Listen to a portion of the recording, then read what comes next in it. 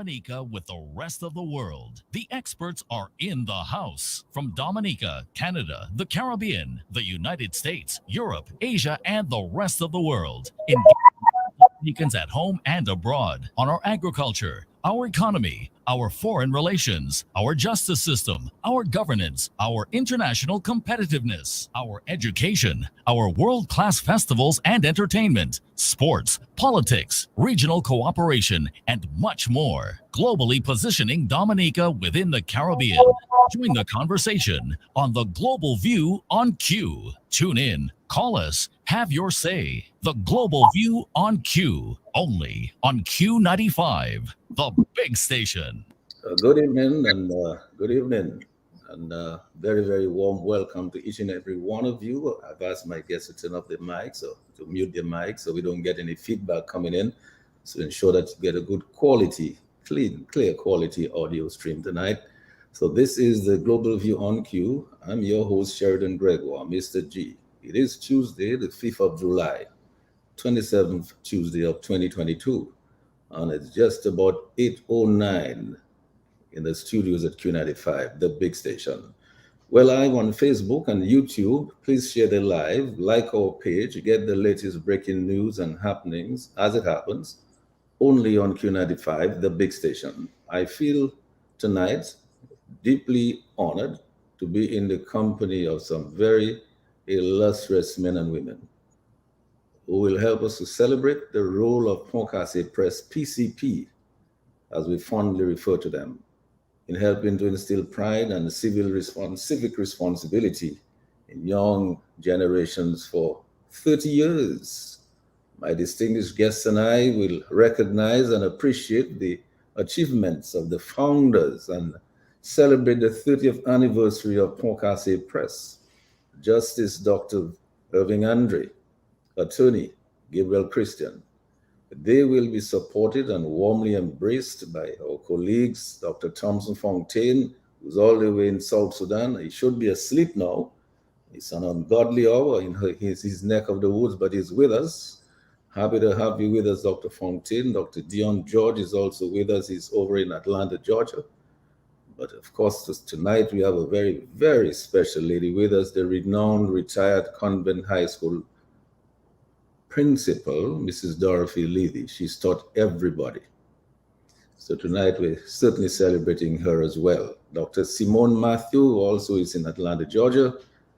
Dr. Kimon Joseph may not be able to make it with us tonight, but she would probably send us greetings if she can, because I know she has a class tonight. And Dr. Merlin Charles. I'm happy to have met Dr. Merlin Charles tonight. I mean, it's a grand reunion for many of us here tonight. So I'm particularly happy that Mrs. Levy is with us and particularly interested in knowing, as I said to her earlier, whether she had occasion to put the names of this gentleman, Justice Dr. Andre and Attorney Christian, in the Black Book. How many detentions did they get for whatever reason? She may not want to share with us the reason why she put them in the Black Book, but maybe she can share with us one or two little things about this illustrious gentleman. All right, so it is in fact the 27th Tuesday, 2022. Somebody's mic is on. If you could turn it off. Oh, I just put mine on. I'd certainly appreciate so that sounds a lot better now. And so we're reviving the spirit of graciousness as we always do on this show. I love the peace, the prosperity, and unity among our Dominican, Caninago, and Afro-Caribbean people. I have to remind you, tonight is a very special night. It's a special edition of the Global View because we are, in fact, the topic that we have tonight is the role of Casse Press in helping to instill pride and civic responsibility in young generations for 30 years. Quite a feat, isn't it? So I say a very pleasant good evening to each and every one of you, my distinguished and esteemed colleagues who are on the panel tonight. Each of you is a giant in your own works.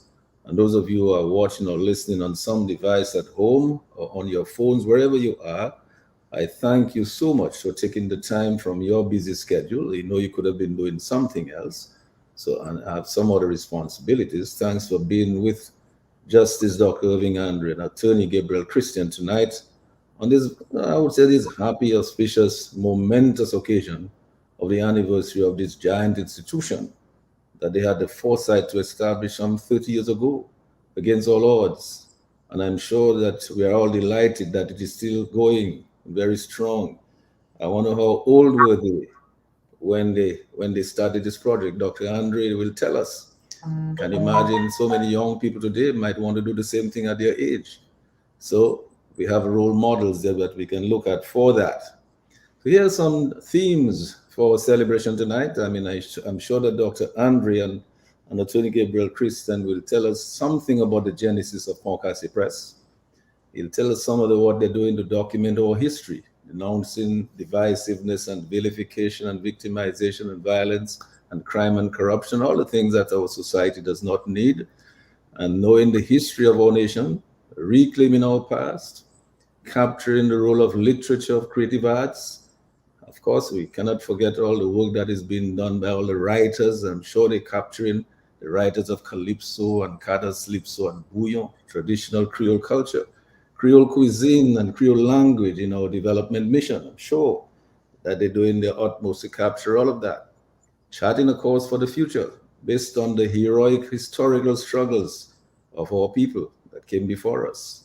Revisiting introspection via the written word as a key topic, as a key to civic duty, education, innovation, healthy debates, patriotism, and innovation. Some might say a rebuke. Their works is a rebuke of Sir Naipaul, of Naipaul's critique, that nothing is created in the West Indies, unless, of course, Casse is the exception that he was referring to. The importance of showing that our people are deserving of recognition or deep-rooted connections with our Dominicans overseas. You know, we like to fondly call them our diaspora. Preserving our place in our history of achievements, supporting democracy, free speech, human rights, and civil liberties. I'm sure their works reveal all of that. Are we also capturing and writing the contemporary history, making making events that have been revealed and are still unfolding daily before our eyes, and even as we speak, in Dominica and in the region? Are we capturing the works of prominent entrepreneurs? Some of us may remember gentlemen like Mr. Cecil Bellot of Bello. That was a major institution there. Blows Agro Products, founders of essential oils industries such as Bay Oil, Vectivest, Scrupine Oils, and Aloes and Watchet, as we call it. So many entrepreneurs in the Kalinago territory who have produced such fine works. And I'm pretty sure that our writers are capturing some of that. So Justice Dr. Irving Andre and Attorney Gabriel Christian, I'm sure, will help us unravel some of those imperatives and consequential issues and themes.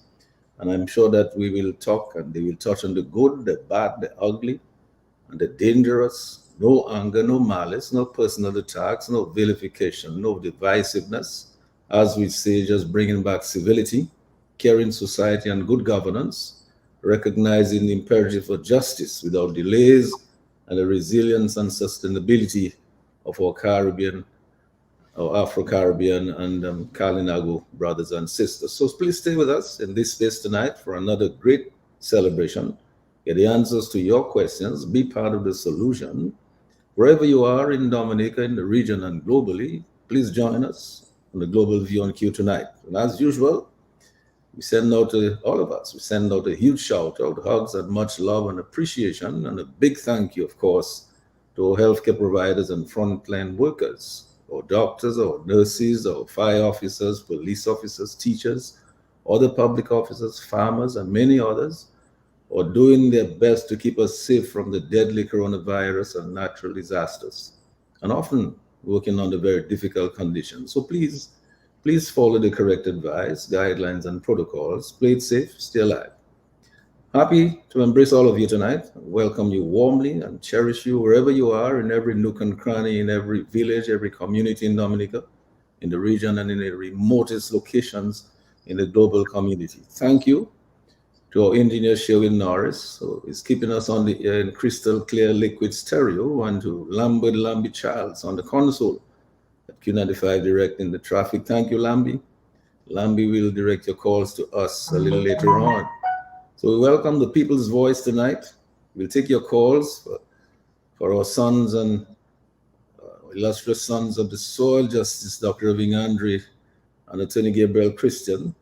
So let me just get started here. I've said enough, said too much, in matter of fact. So I go first to Justice Dr. Irving Andre to get the conversation started. And I'm sure he'll just unmute his mic as we recognize and appreciate the role of Casse Press, PCP, in helping instill pride and civic responsibility in the young generations for 30 years and counting, hopefully continuing to do so for many more years to come. Thank you so much, Dr. Andre and Attorney Gabriel Christian. And I yield over to you now, Dr. Andre. Thank you very much, Mr. G. And let me say good evening to your listeners. Let me say good evening to our wonderful panelists. Let me just start by saying that this is obviously the day that the Lord has made. You started your initial foray into this topic by saying that Dr. Gebu and I will be warmly embraced by the panelists. I think the opposite is true. We warmly embrace them. And I think this is a very auspicious occasion because I cannot think of being on the same panel with Mrs. Dorothy Levy. And I will start, I think it's appropriate because certainly at the Sixth Form College, she taught me English literature and poetry in particular. And I will start, I think it's quite appropriate perhaps to start with parts of a poem. It's a famous poem.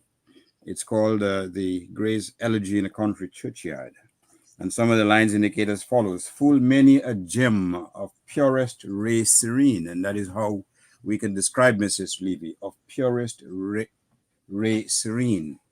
But the poem ends with on a note of despondency or pessimism when it says, many a flower is born to blush unseen and waste its sweetness on the desert air. And I said, that is a very negation of the professional life of Dorothy Levy, with whom we have this evening. We can describe her in many different ways. An educator extraordinary.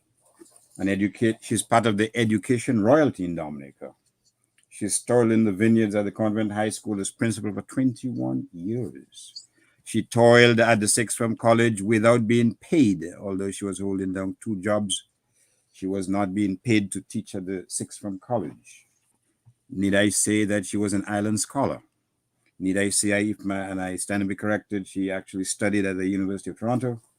Need I say that she was a distinguished educator, a writer, a humanitarian, someone, quite frankly, we should place on a pedestal and give her all the praises that we can muster. And then among the number of panelists we have here, which panel, Mr. G, have you assembled where you can see that one of your panelists taught at least 4 or 5 of the other panelists? Starting with the babyface Gabriel Christian, going on to Simone Matthew, professor of psychology. Mr. Thompson Fontaine, you may have been too young to have been taught by Mrs. Levy. Dion George, another of her students. Dr. Merlin Charles, the pride of Trafalgar, an adjunct professor at the York University in Toronto and also of the University of Toronto. Her specialty is French. So if I say Comauye, she might correct me and say that is patois, that is not French. But that's fine, I'll take the rebuke, as I probably deserve. But Casse Press, I should say that although officially we produced our first book in 1992, but the genesis of Casse Press started very much earlier. It started for me not at the Sixth Form College, although the impetus was nursed and birthed at the Dominica Grammar School. It started when I had to confront, when as a student doing literature, history, and economics, I had to forage literally for works to enable me to produce responses that reflect the standard, the advanced level standard, which would have enabled me to pass the advanced Cambridge examinations. And I certainly had to go to the convent high school with hat in hand, seeking access to some of their works. I certainly had to do so at the public library and other venues.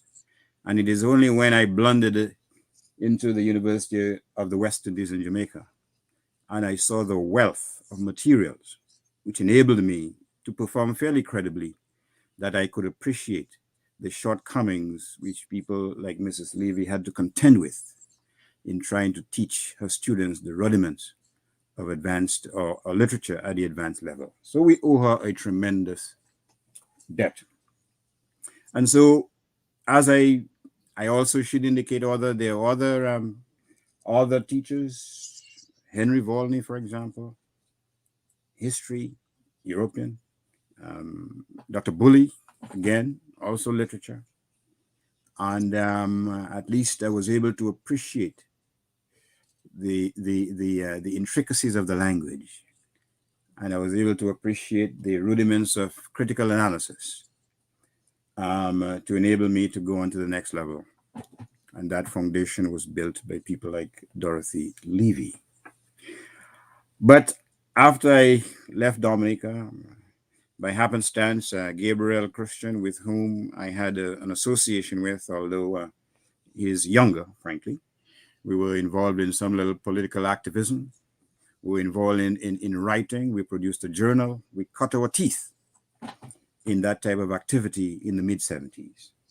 But suffice it to say, after leaving UWI in 81, I went to Johns Hopkins to do an advanced degree in history.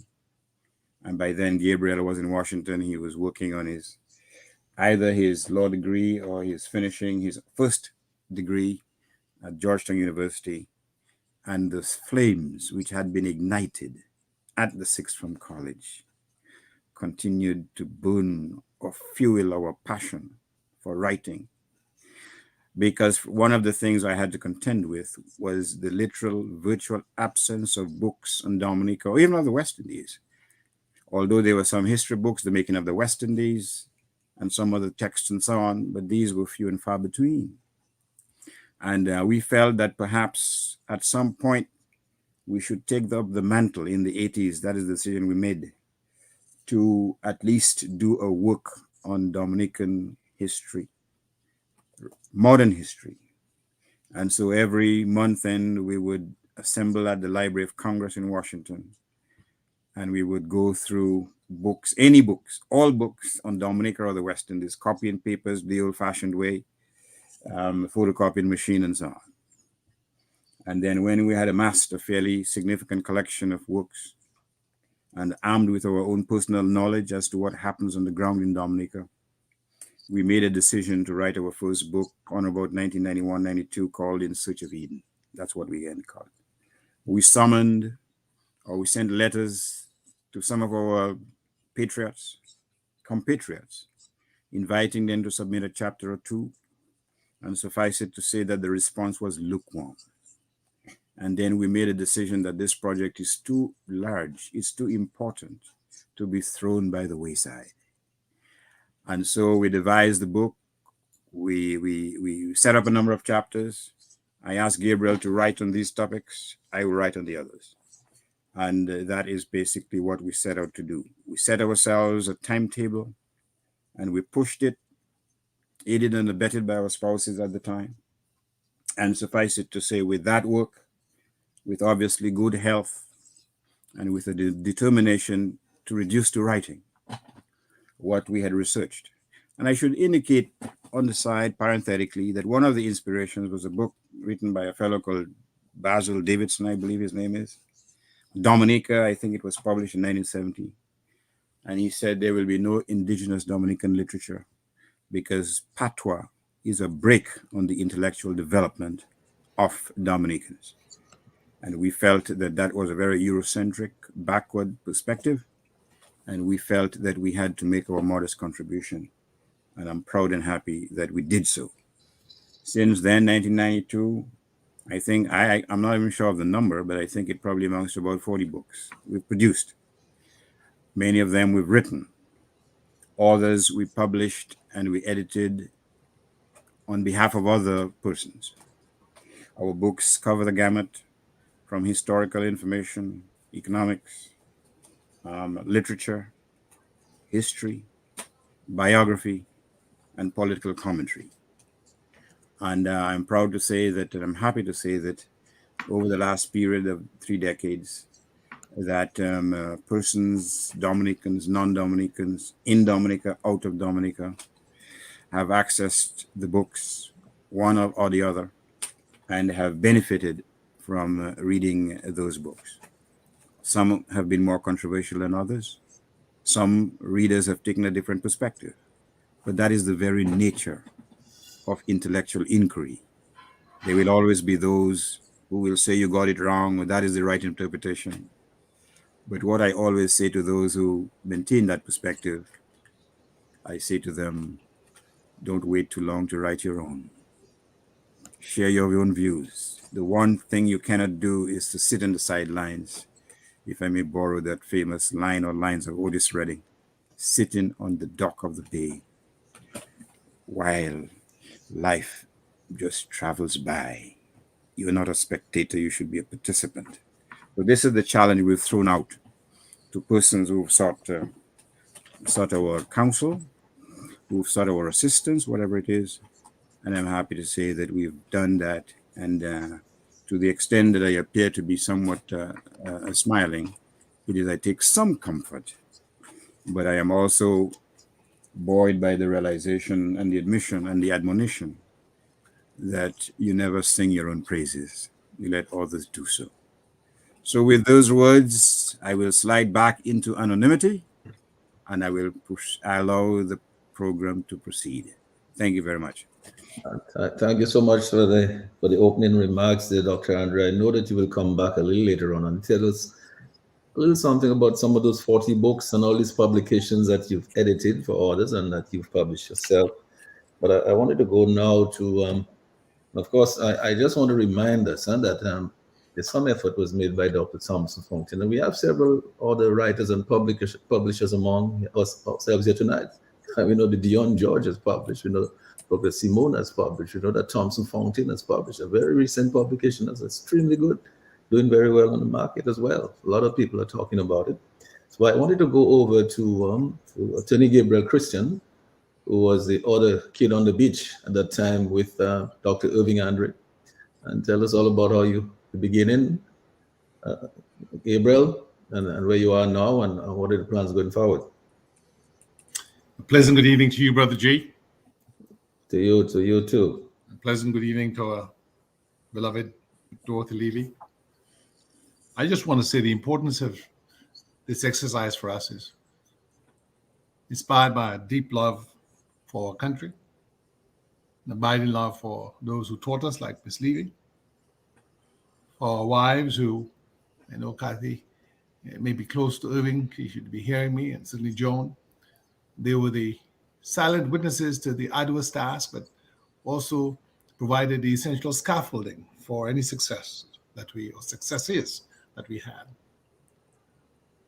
So I want to say it's an honor and privilege to be in the presence of Brother Lambie, Brother G, Brother Dion, Brother Thompson, Sister Simone, Sister Charles, who I just met.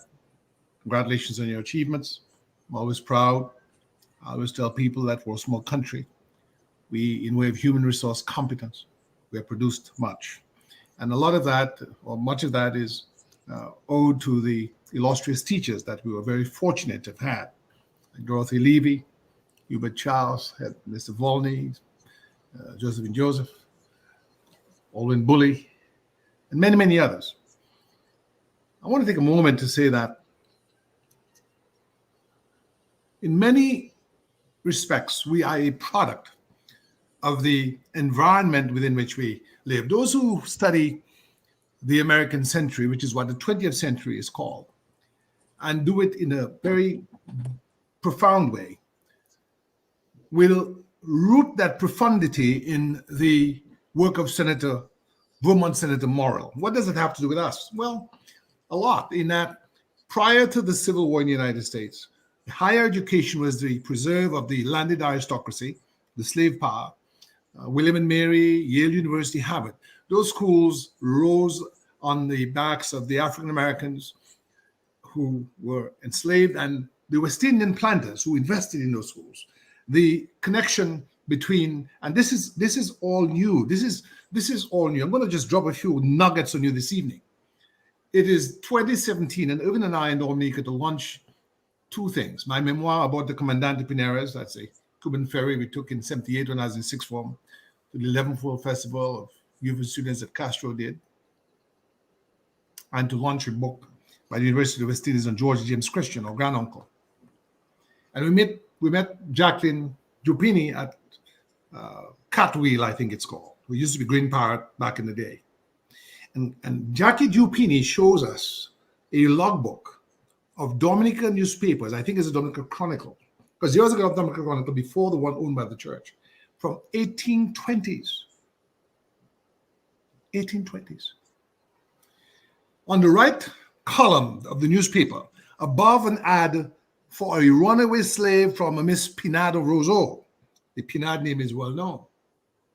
And they all have that sort of cartoon figure of the slave running with a knapsack on his back and a stick. It says, to all the bakers of Roseau, you are notified that we've just received the latest shipment of the finest Baltimore flour. Where I sit, I'm 40 miles from Baltimore. That's where Irving studied at Johns Hopkins. That is where I took the bar exam. On the left column, it goes on to say, we've just received from Dr.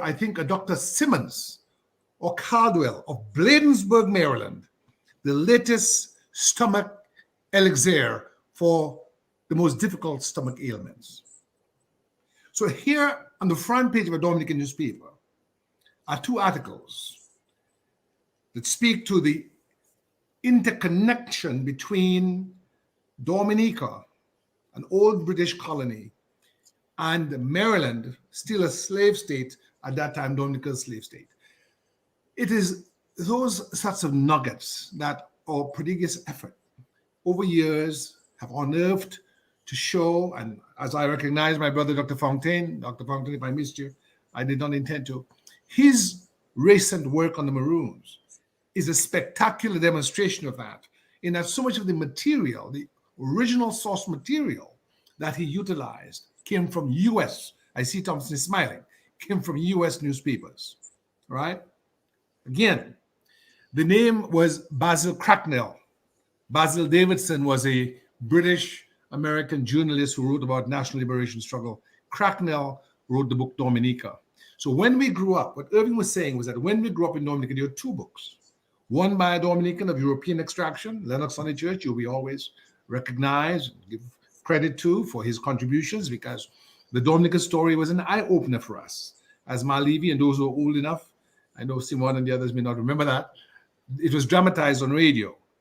And you had to put People's Action Theater, and you could hear muskets and the clattering of hooves and the shouting of people at the old Roseau Market. So it was a well-done affair. And then you had Cracknell. So we came up, and what I've done to demonstrate as a part of what in trial work we call corroborating evidence, I've sent to you, Brother Sheridan, so you can distribute to all of the members, this 1965 book that, as I'm waiting for this program to begin, I discovered something that I had not actually discerned prior. This is what I've sent to to Brother Sheridan. Can you all see this?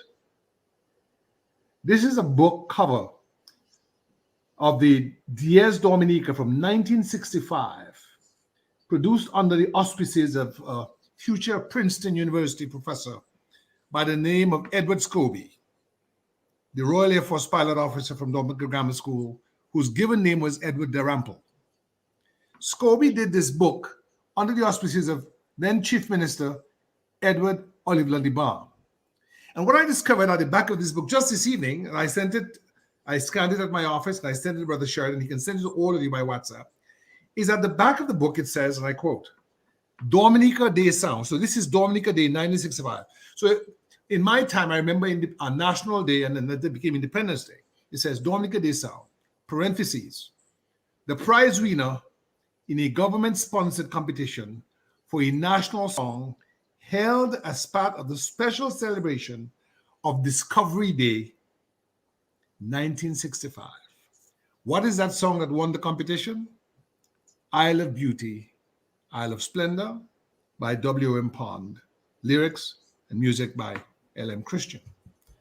In that book is an introduction by Edward Oliver LeBlanc. And what LeBlanc did, that Irving and I and those of our generation who lived during the time that he was our chief minister, was he opened the doors to works such as Aspects of Dominican History, Dies Dominica 1, Dies Dominica 2, and vibrant cultural shows where the vernacular was given the respect that hitherto it had not been given, right?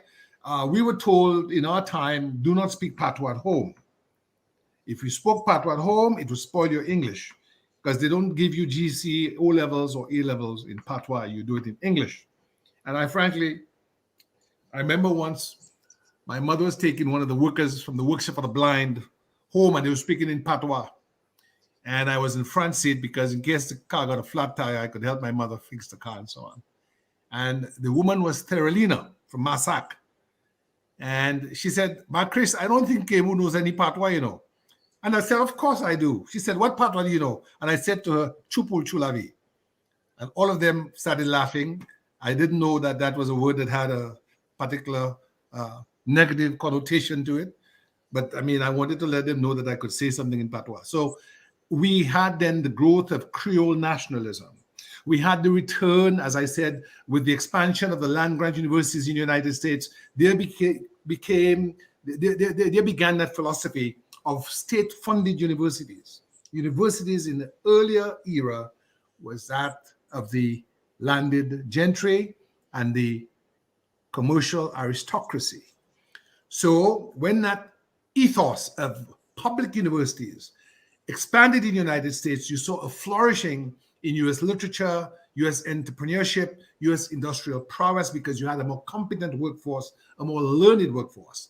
And when the British took up on that and started University of West Indies, and after the war, we saw the opening for people like Dorothy Levy and Sheridan Gregoire and others to go to higher institutions of higher learning. You saw a concomitant sort of development of the intellectual nourishing and crafting of distant voices which hitherto had been suppressed by the imperatives of class and color in what was a former slave state, now being enriched by that Creole nationalism and that search for independence of which we were part. As Irving rightly said, we did not develop in a vacuum. We met, frankly, and became friends at the small research section of the Roseau Public Library. Long shall it live in memory. And one day, hopefully, all of us will join hands in making sure we can rededicate ourselves to the reopening of that library in ways more majestic. But we met there, and then when Rosie Douglas was deported from Canada in 1976, and the Popular Independence Committee Roseau chapter was formed, Irvin and I were members, and we were part of the publishing committee where we published The Working People's Vanguard, the voice of the working people. Of course, we were not working people. We were teenagers. I was about 15, even maybe a few years older than me, at our parents' home. But we were very presumptuous to be speaking, at least we thought, for the working people. And we've kept that commitment to plumbing the depths of our history. We've not only just written, Casse Press has written about 40 books, and about maybe 60% of those books written by others. We have people like Dr. Peter Shanjar on the crime study at Grand Bay, Dr. Osmond Baron, the USDA technocrat who wrote on the difference between organic and inorganic agriculture, or agriculture that is, let's say, developed pursuant to, for instance, fertilizers and other agrochemicals versus organically grown products. You had a Nigerian pastor, Peter Ephraim, who was an associate of the Dominican mathematician from Convent Avenel Christian, who wrote a book on religion. And so we have assisted, once we pried open the door to publishing, we made those resources that we were able to have gathered and garnered. We made those resources, those relationships in printing, publishing, and so on, open to other Dominicans so that they too could share with us that sort of opportunity to make the record in agricultural science, in criminology, in literature, in history, in biography, and so Dominica could be better for it. So I'll stop here. I want to thank our parents, our teachers. My Auntie Floss, who is my old mixed infant school teacher, will be 100 years in September. She's still alive, and she uh, was one of those persons. And I remember Dr. Wells of Christian, who told me to put in Shorebed Cecilia for 1982 literature competition. One of the greatest fears that a writer has is of rejection. And I never wanted to put it in. I thought I would lose. And of course, I got first prize that year for short story and second prize for poetry. And so we have lost our fair. We've regained the voice of our long suppressed ancestors. We've aided other Dominicans in finding that voice. I want to thank my brother Irving for being a stellar leader, to being a role model. And I'll close by saying, when you'd call and say that, have you done your essays yet? I'd tell my wife to tell Irving I'm not there. And Irving would say, my wife would go and tell Irving, Gabriel says he's not there. So that was that. And that was not successful. So thank you, Irving. Thank you, everyone. And God bless all those who assisted in this journey. And we thank God for this opportunity to have made our contribution to the onward march of our civilization. Well, yes, and Gabriel, thanks so much for that. We had lost Mrs. Levy for a short while, but I see that she's back with us now. Mrs. Levy, I hope that you can hear us. If you turn on your mic, let me make sure that we can hear you. Yes, actually, I had to go to get a charger for my computer, and Oh. because I just lost the charge so quickly. I had charged it up before, so I had to be out for a while. You see, So I here's what it is. So I really want to congratulate Irvin and Gabriel. I mean, honestly, you could not have asked for better students who were determined, who were persistent, so much so that when the lack of material, the lack of resources was mentioned, I mean, it never occurred to me at any point to feel disgruntled or to feel that perhaps I should go on strike because government was not paying or providing books. When you had such students who were so, I mean, proved to be so capable and who were so interested in their work, and I could not do less than also go along with them. So it was really, I mean, I really enjoyed teaching. I enjoyed teaching literature, enjoyed having such gifted students who really have become now so useful to the rest of the community by what they do. And I want to use a quote. I came across him recently, uh, Andre Breton, a French writer, who said, of all those arts in which the wise excel, nature's chief masterpiece is writing well. And I want to therefore congratulate Irvin and Gabriel for producing writing so that others may read. There's the author who said, I'm sure all of you are familiar with that, um, footprints in the sand of time. The lives of great men all remind us we can make our thoughts sublime and depart and leave behind them footprints in the sand of time. Longfellow, I think it is. Because of their work, they have managed to make the lives of our great men in Dominica, men and women, they have managed to make them available so that we can read. So we thank them, we thank Casse Press for being able to have the biographies on hand so that we are able to read. I mean, there is so much more. It is true that we say literature instructs, it entertains, it teaches. So you have didactic literature, didactic poetry, and made in their work, they have managed to really utilize these aspects so that people can learn, people can read, people can enjoy. So I really want to congratulate them, thank them for their civic mindedness in creating that body of literature that generations of Dominicans later will be able to read the biographies of those persons in Dominica who should be emulated. So congratulations then to both of Yes, but Mrs. Levy, I'm not so sure that they could have achieved all of that without the solid foundation that you helped to lay for them. But I have to tell you that I was waiting with bated breath to see if you'll give us a little something about, if they got a little detention and, you put them in the black book, if you kidnap them or something like that. I can't believe that these fellows were perfect saints that they never did anything at all. I mean, why you just figure that you keep the secret from us or what? Your mic is off. You need to unmute your mic.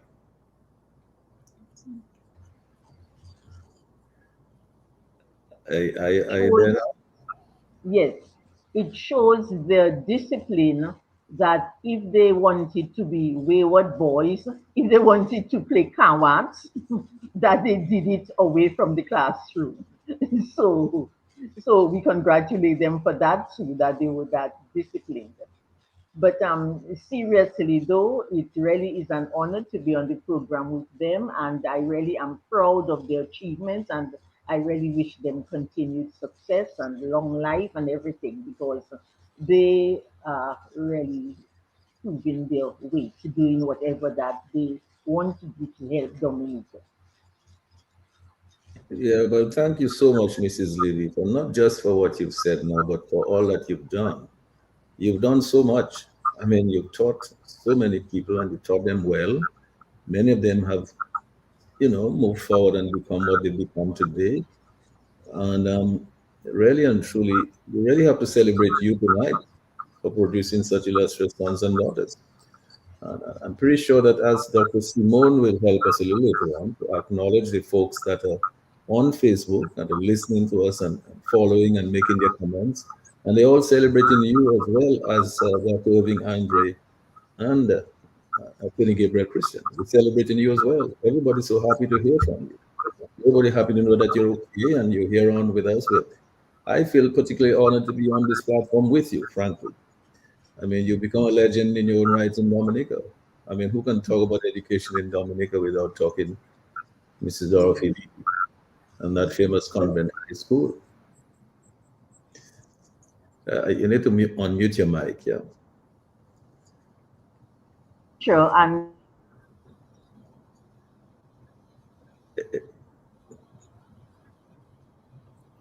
Just unmute it and then we'll hear you. okay, yes, Right. okay. Yes, I mean, literature, and that really is my passion. And I think of, literature, the effects on people, what it does. I mean, you just have a body of, that is why we say, I mean, well, the scripture says, in the beginning was the word. And we use words for literature, we express ourselves through words, and you have the effect on people. I mean, so it aids in reflection.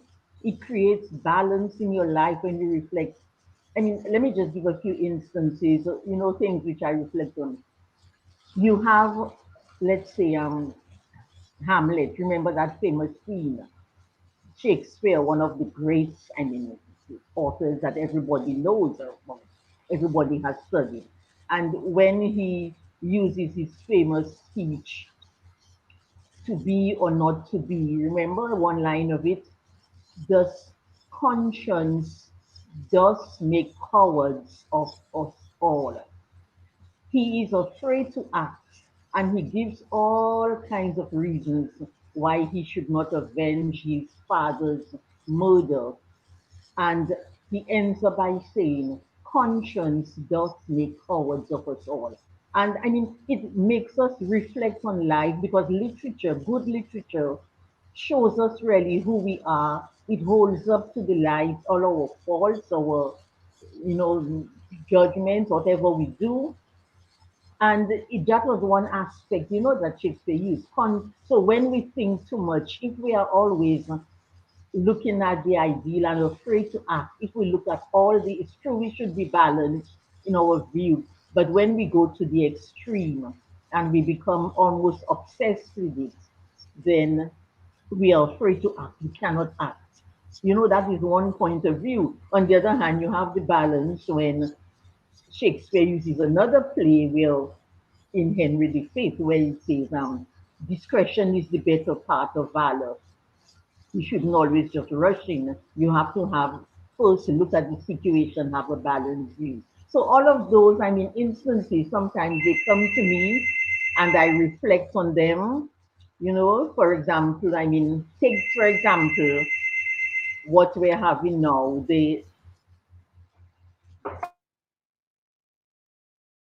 Yes, we'll give Mrs. Livy a We moment. have Go we right ahead. have the pandemic. Uh, and then we have some of you too may know that La Peste by Albert Camus, where you had the plague in Oran and the corruption and the exploitation because the people had the plague and what went on, so all of it, and it shows us human nature, what we can achieve, what we can accomplish. I mean, if you did any Greek literature that is so fatalistic, you have that famous play by Sophocles, Oedipus Rex, where he tried to avoid his fate, but no matter what, showing that no matter what you do, your fate will always sort of be at you. So, as I said, really, I enjoy literature and it gives us so much in our daily lives which we can absorb, which we can go by. So, thank you. Let me just. Yes, hello, good evening. Hello, hello. I hope Yes, hello. somebody can turn off Mrs. Livy's mic while she's taking a call. But I just wanted to, I wanted to sort of dwell a little bit longer with Mrs. Livy. Maybe when she's finished taking the call, I want to go back to her because it's so much of it is about her. Because look at what she's done with people like Dr. Andre and people like Attorney Gabriel Christian and Dion George and Simone and all its folks here, and Dr. Charles and so on. Because Mrs. Livy, I was just saying that I wanted to dwell a little bit, take you, stay with you for a little bit longer because one of the things I heard you say earlier, and I heard Dr. Andre mention that you had been teaching in two schools. You only got paid for your work in one school. But I do not believe at the time that you left the convent high school there was the gratuity payments to principals and teachers like yourself. I believe you would probably have got Social Security and some when you retire, but in terms of gratuity, my understanding is that you made every effort before you left to ensure that the principals who came after you were able to get some gratuity. Could you tell us about that? You turn on your mic and then you should be good to go. Okay. Yes. Okay. Well, it had been in the making for some time, and the teachers at SMA were also involved. But I had a wonderful, well, I call her friend, predecessor, Sister Hilda, the one who was principal before me. And we discussed it, and with the help of a couple other teachers, we first started something with FLICO, where a certain percentage of the teacher's salaries would be put towards a gratuity for them. But you see, that would have had to remain there for a number of years in order to, if you want to call it, to bear interest. And I knew I was ready to retire, so I did not benefit from that.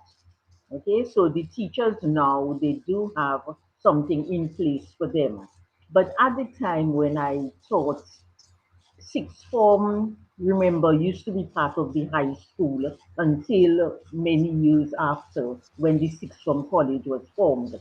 And because it was a novel idea, we were so excited that when I was asked if I would, join that group and teach at the sixth form, I said yes. So I had my full-time program at the convent, almost full-time, because Sister Jose, she was Sister Hermes. She was really, she was very rigid. And because I was on the convent's pay list, she thought that I had to do my full share. I guess that was only fair. And then now I taught almost well a full schedule at the sixth form too. I still have a letter I want to show Mr. Donald Peters where Mr. Belgrave Robinson is asking, can I teach 6A and 6B French, 6A and 6B Literature, plus a class of general paper? As far as I understand, today a teacher at sixth form teaches only one subject, and here I was teaching the several subjects, but there was no extra pay, no honorarium. And what made it worse, the books were not available because we did not have J's, there was no internet. So I would ask my friends with whom I studied at the University of Toronto. I still keep in touch with them. I would ask them, please send me the books. So I would get these Coles books. I'm sure you're familiar with, if it still exists, Coles books were in Canada. I would get the books from them that they would send me. Sometimes they would say, okay, forget about payment. Other times I would have to just pay from my own. But again, as I said, because I wanted the students to get the course done. I didn't think of, stalling or maybe wasting time. I just wanted us to get on with what we were doing. Well, we thank you so much for all of the good works that you've done and all of what you've achieved. One of those days, I think you will get the due recognition that you so richly deserve. But I want to go over to Dr. Merlin Charles because I'm sure she's one of the beneficiaries of your great teachings. Dr. Charles, you're here tonight because I know you want to help us to celebrate the Casse Press and the works of Dr. Irving Andre and Attorney Gabriel Christian. I'm not too sure that if you've published any works. If you did, you might want to tell us about it as you take the stage. But certainly, I want to open the mics to you so you can make your contribution here tonight. Over to you, Dr. Charles. Thank you so much. Can everybody hear me okay? Very, very well. Yeah? Okay. Well, yes, it is a great honor to be here and a pleasure to participate in this discussion today, commemorating the 30th anniversary of Casse Press, and in such distinguished company, I must say. So I'd like to take this opportunity to acknowledge other members of the panel, particularly, of course, Dr. Andre, Dr. Christian, for inviting me to participate as a member of this panel. And of course, as an alumna of the Convent High School, I would just like to again extend special acknowledgement to Mrs. Dorothy Levy, as former principal of the Convent High School, and of course a former teacher. And it's indeed a real honor to be in your distinguished company tonight. Thank you so much. So although it's been a long time since we've connected, I just want to say that through your publication and through your work, especially Once Upon a Time, Dominica, this has somewhat helped to keep the connection. And in fact, in guise for preparation for this discussion here tonight, I've been leafing through this exciting book of short stories. And again, I must say that it has brought back all the wonderful memories of being in Dominica, and at the Convent High School. And, I'm just so elated to be here tonight. And of course, in commemoration of the 30th anniversary of PCP, as we've the acronym for Casse Press, I must say that congratulations are in order. I really appreciate all the wonderful work and this wonderful body of work that has been produced since 1992, since its inception. And I have to say that I am definitely a beneficiary of this wonderful work that has been produced by Casse Press, the publications, and beginning with, of course, the In Search of Eden. And there's so many beautiful things I'd like to say about Casse Press. I just know, in fact, in 1992, was also the occasion of when I actually came to Canada for the first time. So 30 years, these have been 30 beautiful years. 30 years is definitely a milestone from in so many ways. Now, as I was saying, there's several factors that have contributed to my appreciation of Casse Press, and this can be discussed in several different perspectives, from a personal point of view, professional, cultural, historical, and so personally, as an avid reader, I do actually have a passion for reading, which of course was born, which from my attendance at Convent High School, and of course, as I've already mentioned, for having teachers like Mrs. Levy, who really that was the catalyst for my interest in literature and reading, and you know academia and everything else associated with it. So as Sheridan has so rightly pointed out, this is where it was all born. So in fact, it's when I did see Mrs. Levy's name on the panel, I was like, oh, so in such awe of like what a wonderful, I guess, uh, experience this is going to be for all of us here tonight. So again, thank you so much. And so going back to this whole idea of how the PCP has influenced me in so many ways. As I said, personally, as an avid reader, it has not only contributed to my joy of reading, but also captured my imagination over the years. And as we always say, c'est un bon désagnance. And that's patois, Irvin. Alors, so yeah, un bon désagnance. But not only that, I also, as a parent, right, as a parent, and having, and the being shouldered with the responsibility of raising two sons, and one of whom was born in Dominica. I'm grateful for the body of texts by Casse Press, which often served as a rich, very rich resource for sharing stories from the land of my birth, right? And passing this information along to the next generation. So there's more I could say about that, but I just like to say that very often I would find myself reading excerpts from the books that have been published by Dr. Andre and also Dr. Christian to my sons, and that again lends to more discussion about certain aspects of Dominican life, and yeah, and how rich that experience has been, not just for me, but also for my children. And I know that, and that's another the beauty of publication of literature, that you could pass this on from one generation to the next. So that's from a personal point of view.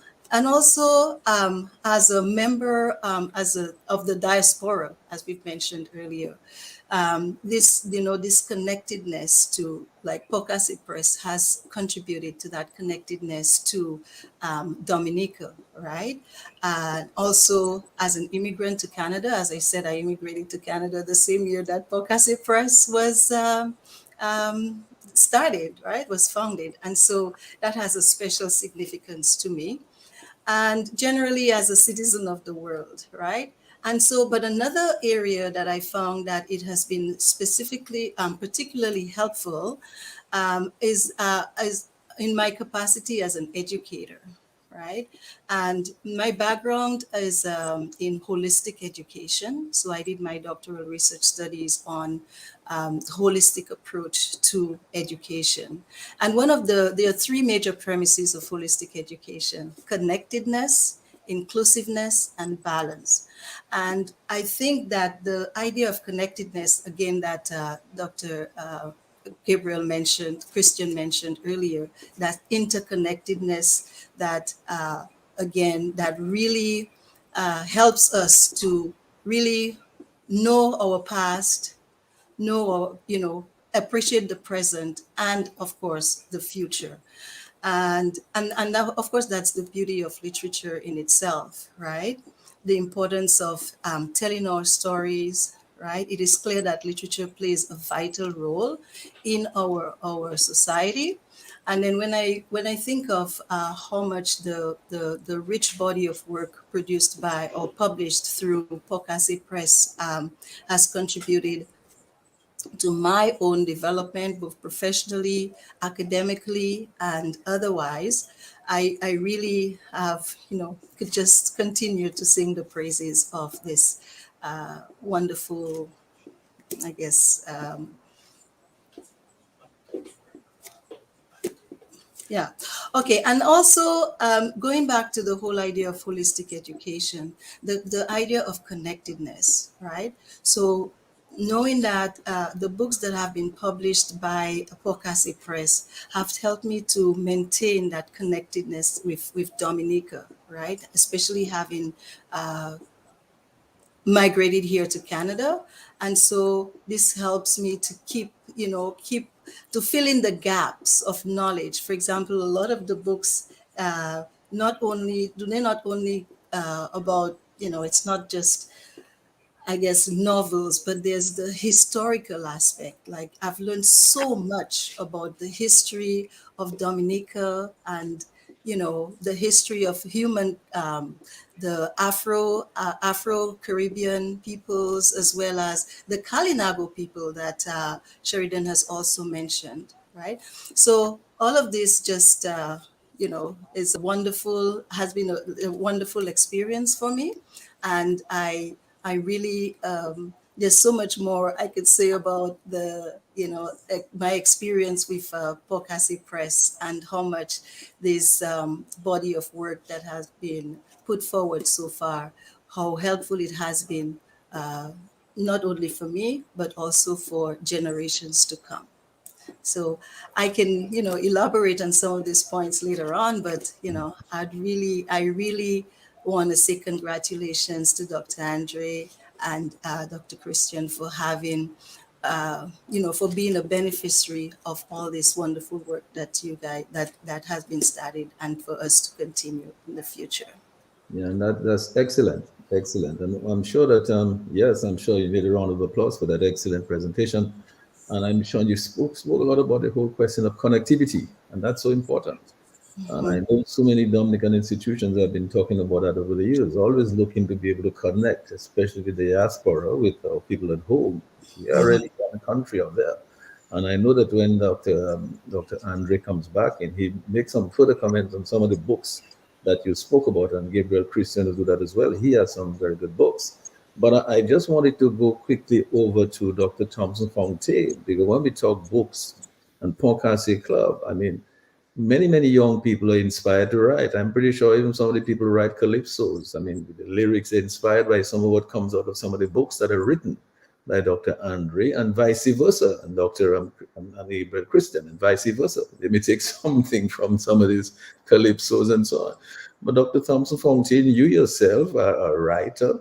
You produced something recently as well. Your most recent work, I mean, so highly appreciated by so many people who've been talking about it.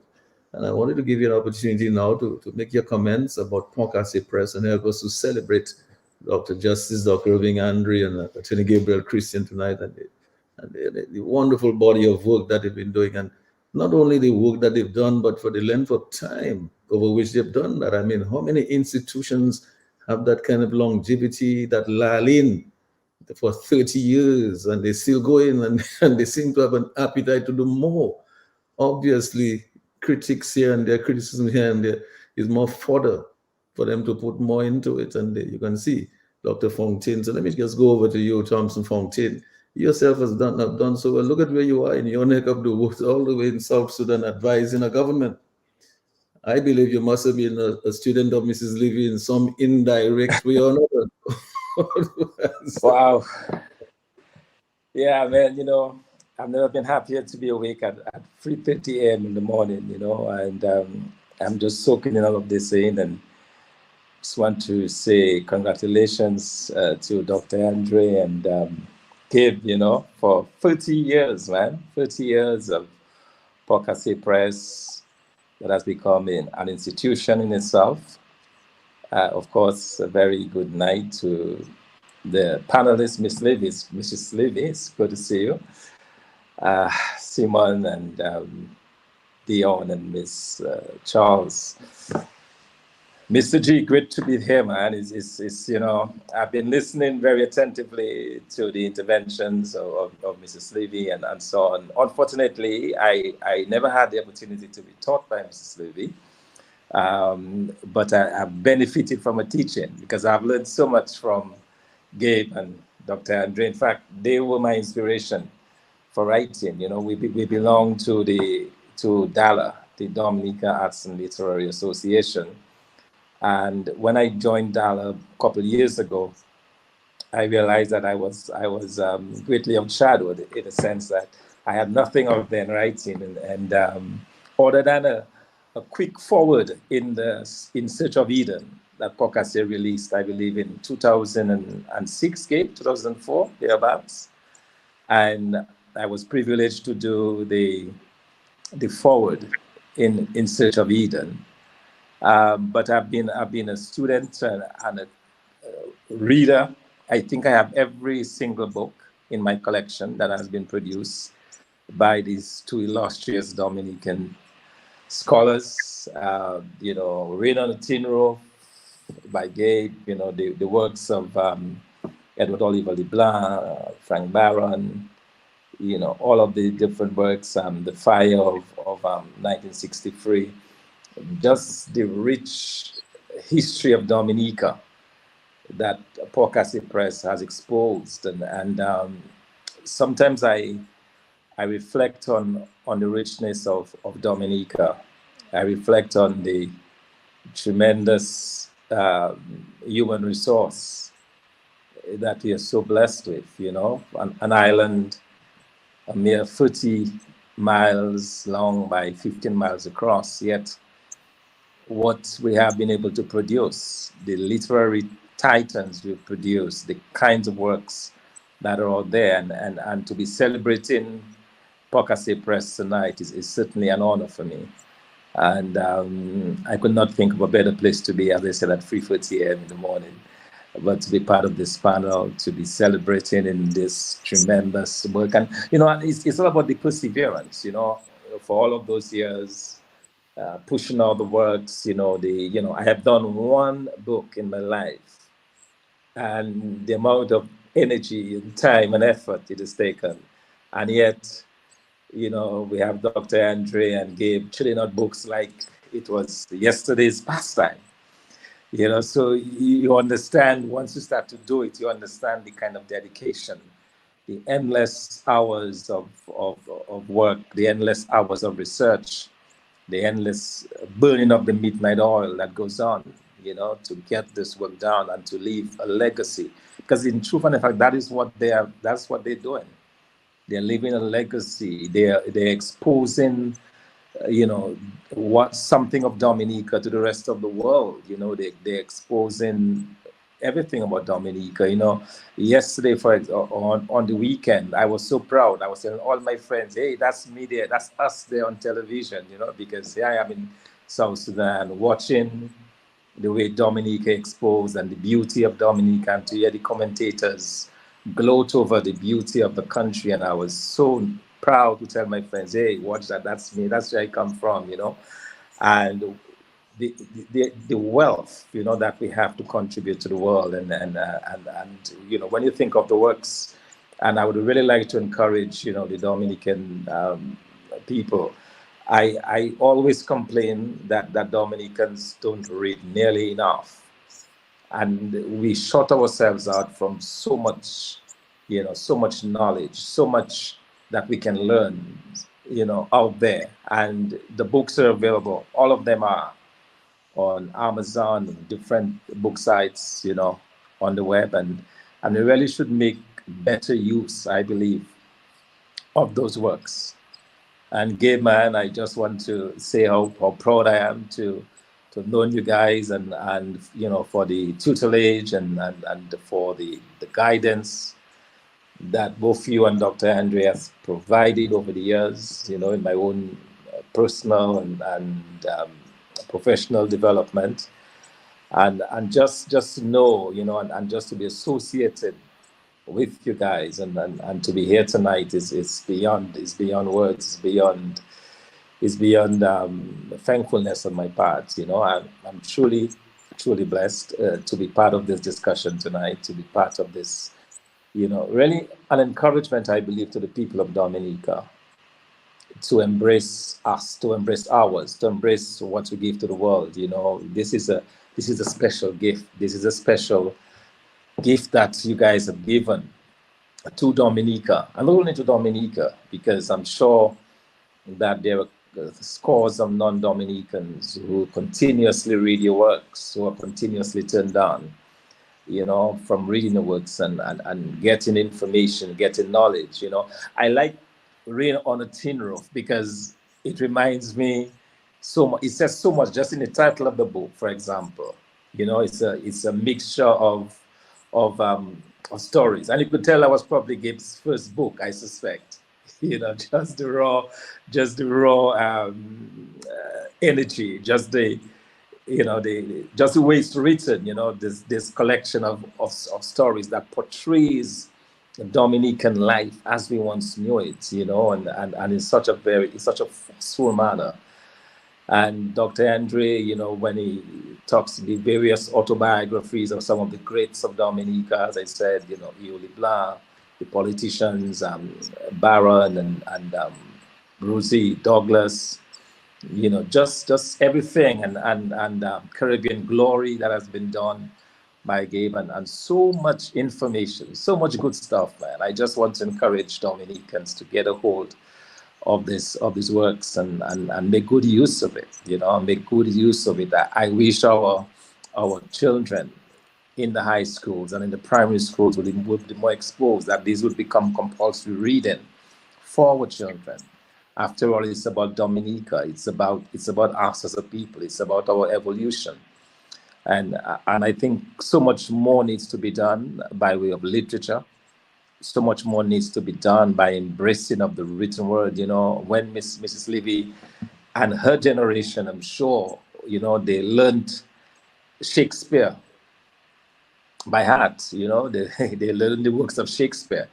By the time I went to high school, that had already gone. But when you listen and when you take in, those different words and just the ability for words to evoke emotion, or for words to move you in a certain direction, or to reflect on certain things, and when she mentioned cowards, or conscience makes cowards of us all, and how loaded that is, and that's the beauty of literature. That's the beauty of the written word. It allows us to reflect. It allows us to think. It allows us to conjure up images in our heads, as to how things are, how things should be, how we want things to be. So, I mean, it's truly a pleasure.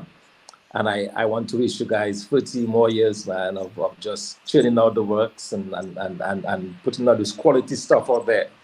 And somebody was suggesting online as I close, somebody was suggesting online that Casse Press should be given the national award this election, not elections. Could tell I'm a budding politician. This independence, and I would certainly concur with that. I would certainly agree that Casse Press should be among those honored. And good luck and thanks. And yeah, let me just take in the vibe. So good. Yes, excellent, Dr. Thompson Fontaine. You truly deserve a round of applause for this. I'm really proud to be here tonight to participate. The substance coming out of this, the depth of the discussion and the breadth of it, what it encompasses in terms of literature and what this literature is doing for Dominica. I mean, think about it. We're extremely proud of Justice Dr. Irving Andre and Attorney Gabriel Christian. We're just as proud of you and everyone on this panel. You have accomplished much. Very proud of you, Dr. Fontaine. Look at where you are. I heard an interview you did with a local radio in South Sudan, where they're addressing you as one of the chief advisors of the government of South Sudan, son of the soil in Dominica from Grand Fort. And he's out there in South Sudan advising a government and it is being interviewed by a local radio station. Dr. Irving Andre and Gabriel Christie, you can jump in anytime because, you know, we don't want to restrict you. Whenever you feel like making a comment on anything, just jump in. But as I go over to, as I go over to Dr. Simone Matthew, another illustrious daughter of the soil. You know, some people come from such humble beginnings, and it just shows, that you can be an extraordinary person if you come from just ordinary beginnings. You can become anything that you want to be if you make the effort and persevere and have the discipline and the commitment and you put the efforts into it. Just like Dr. Irving Andre and Gabriel Creighton for 30 years. 30 years they've been doing this and they're not, I don't see any end in sight. They're just getting going. Dr. Irving Andre is young enough, he can go another 50 more years non-stop.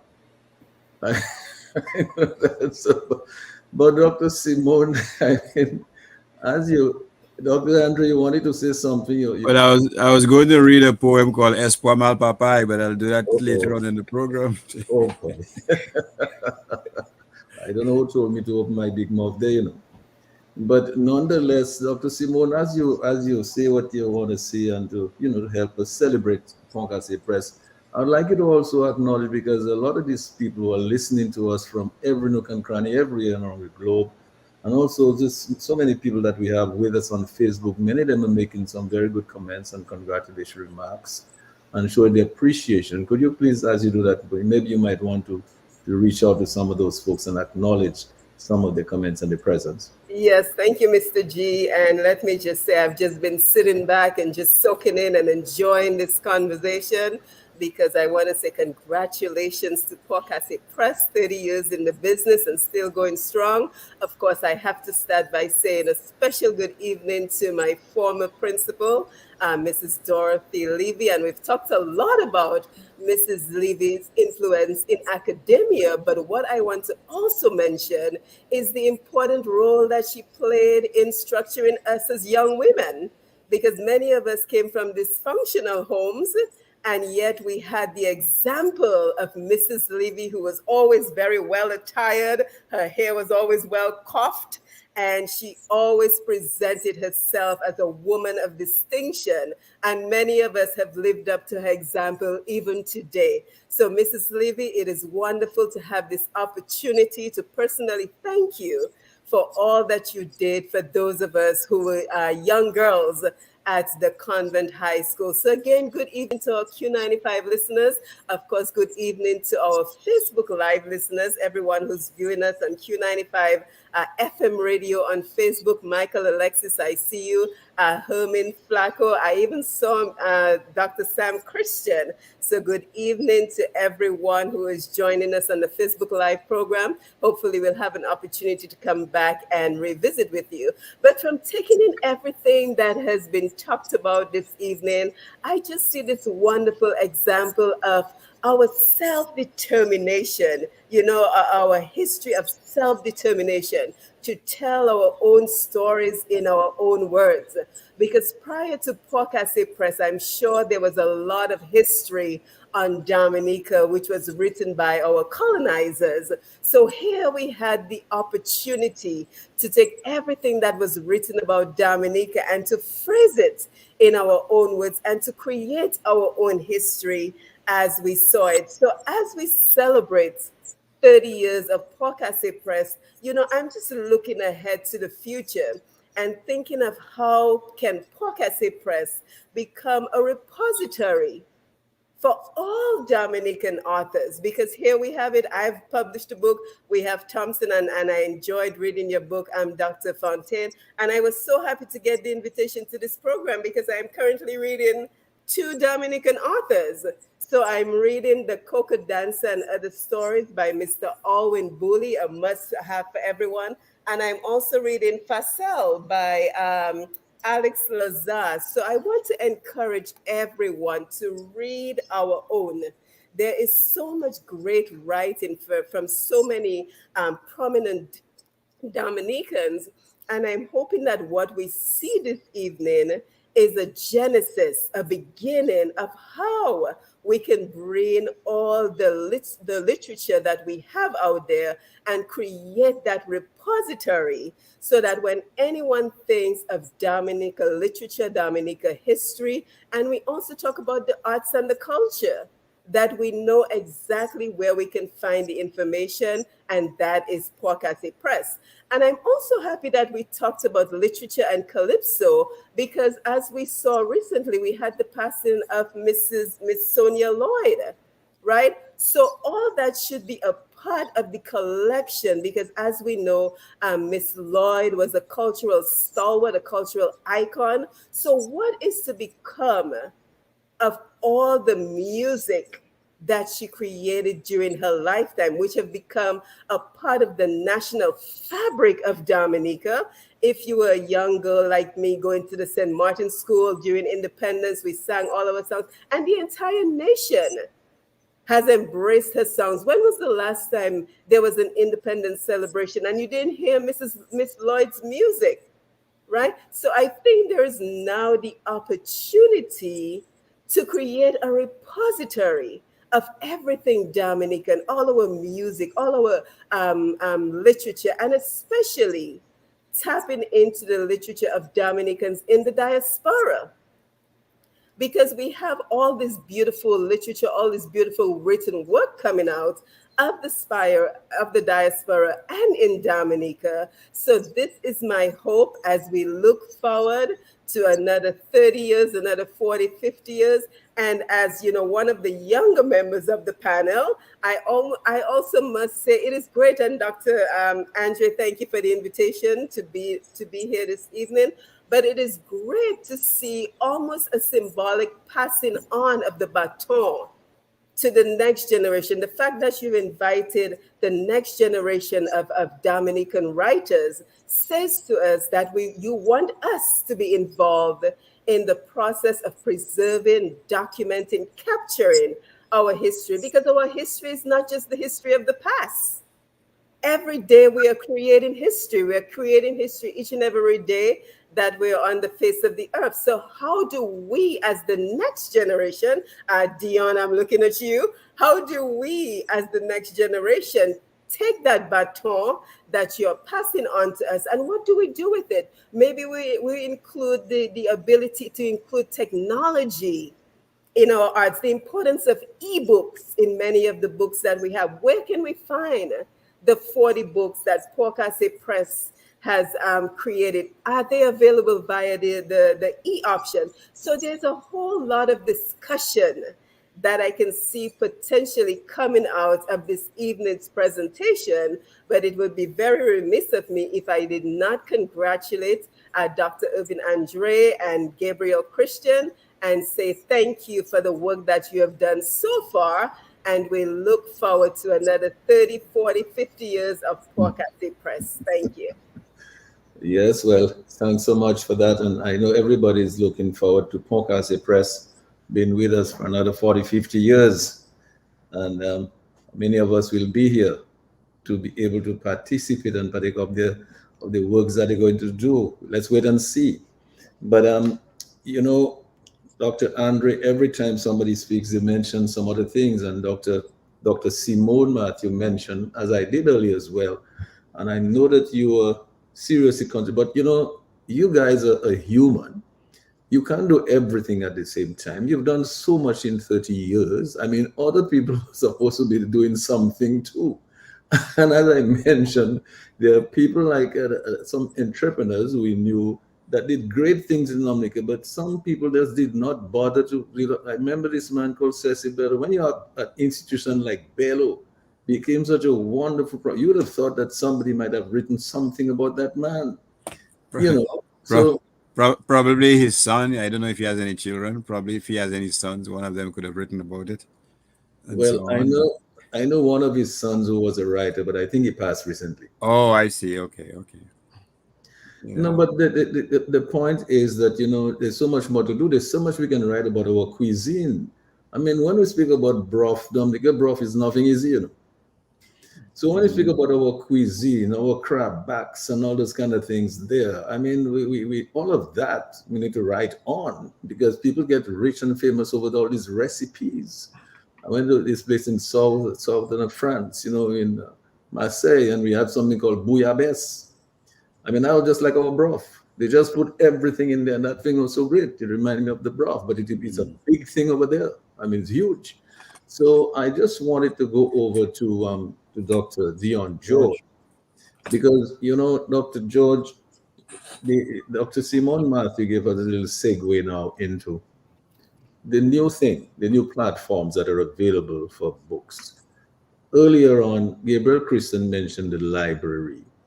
And I know he has been really, very keen on ensuring that our library gets back into operation. But I know that you, as Dr. Simon is saying, you're the new generation. I imagine that you would like to see the e-books and see all kind of facilities at the library. And I'm sure you'd like to see a real modern library with all of the works of Pont Casse Press in there, and that all the schools could have access to. They can go there and do their research in various ways. So let me just bring you in, Dr. Dion George, to express your congratulatory remarks about the Pont Casse Press as well. Okay, good evening to the listeners. Thank you very much, Mr. Gregoire and Dr. Irvin Andre and Attorney Gabriel Christian for inviting me. And good evening to my other panelists, Dr. Merlin Charles and Dr. Simone, of course, my brother, Dr. Thompson Fontaine, and of course, my first employer, Miss Dorothy Levy. I want to thank you so much. I am very humbled and I am thankful to God that in this moment, in this space and time, I have an opportunity to say thank you to you. And so I just want to start my little introductory remarks of complimentary to Pont Casse Press for 30 years of the work that they have done. But before I indulge into giving the complimentary works to these two steadfast gentlemen, please allow me just 2 minutes to give thanks to Mrs. Levy. James chapter 1, verse 5 says, if any one of you lacks knowledge, it says to ask God, and he will give generously without fault.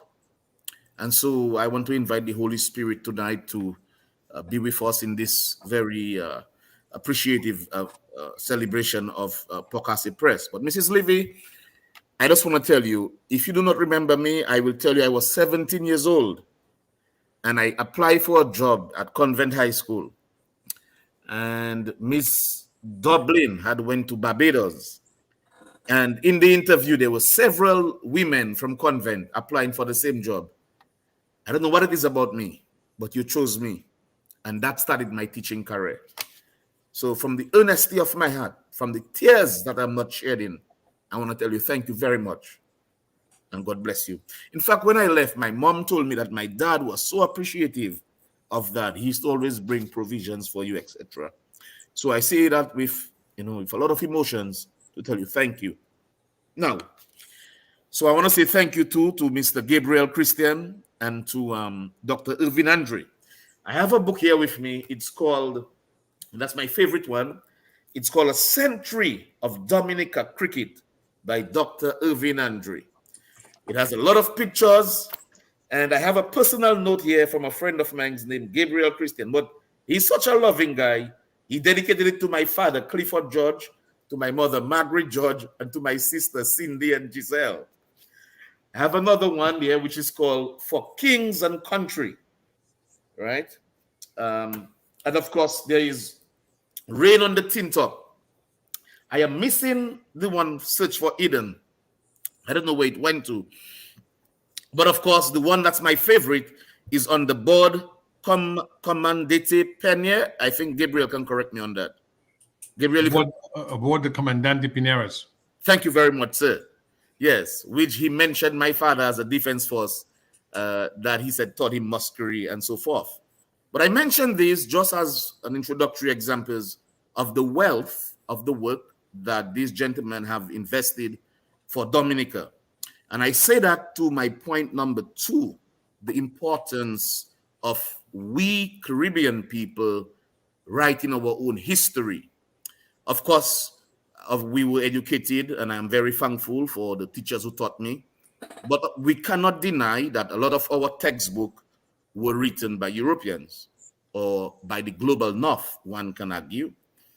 But now I see that there is a shift even on the African continent, that Africans are writing their own history. Even in Latin America, they're writing their own history. And I will confess that I had a visit in the Kalinago territory some time ago after I finished my PhD, and I sat with the chief at the time, and he said to me that the Kalinago folks are very proud that they can confess that they have never been enslaved, that they fought against slavery. And whereas we Black people claim that we are strong, which we are undoubtedly, but that they resisted slavery, that they would run away and they would fight. And of course, when the history was written, it said that they were warlike, they were, warlike, etc. But he says, if you hear the story of their history, it's a different story. I say that to embrace the need for what Gabriel and Dr. Irvin is doing, to write our own story from our own selves. When I think of Casse Press, it reminds me of a gentleman called Walter Rodney, who one of his most profound work is How Europe Underdeveloped Africa. And it's very unique because it gives a complete different paradigm of the history of how Africa was separated and how Africa come to be what it is today and some of the troubles that we experience. There's another author named Claude Ake. He's a South African author. In 1984, he published a book called Democracy and Development. And Thompson might appreciate it or he may not. But basically, he spoke about the IMF, and he says that the IMF are giving a lot of loans indiscriminately to African countries, Latin American countries, to the global South, knowing quite well that some of these funds are used into politics, into other areas, but ultimately that they would have to pay back, even if it takes generations for them to pay back. And so I think the significance here is the importance that we, our own people, write our own history. So Gabriel and Dr. Andre, I want to salute you for the work that you have done. I say that also on the point of the need that your work, the wealth of knowledge that you have shared and created, researched, would be something that should be appreciated in our country in form of a institution.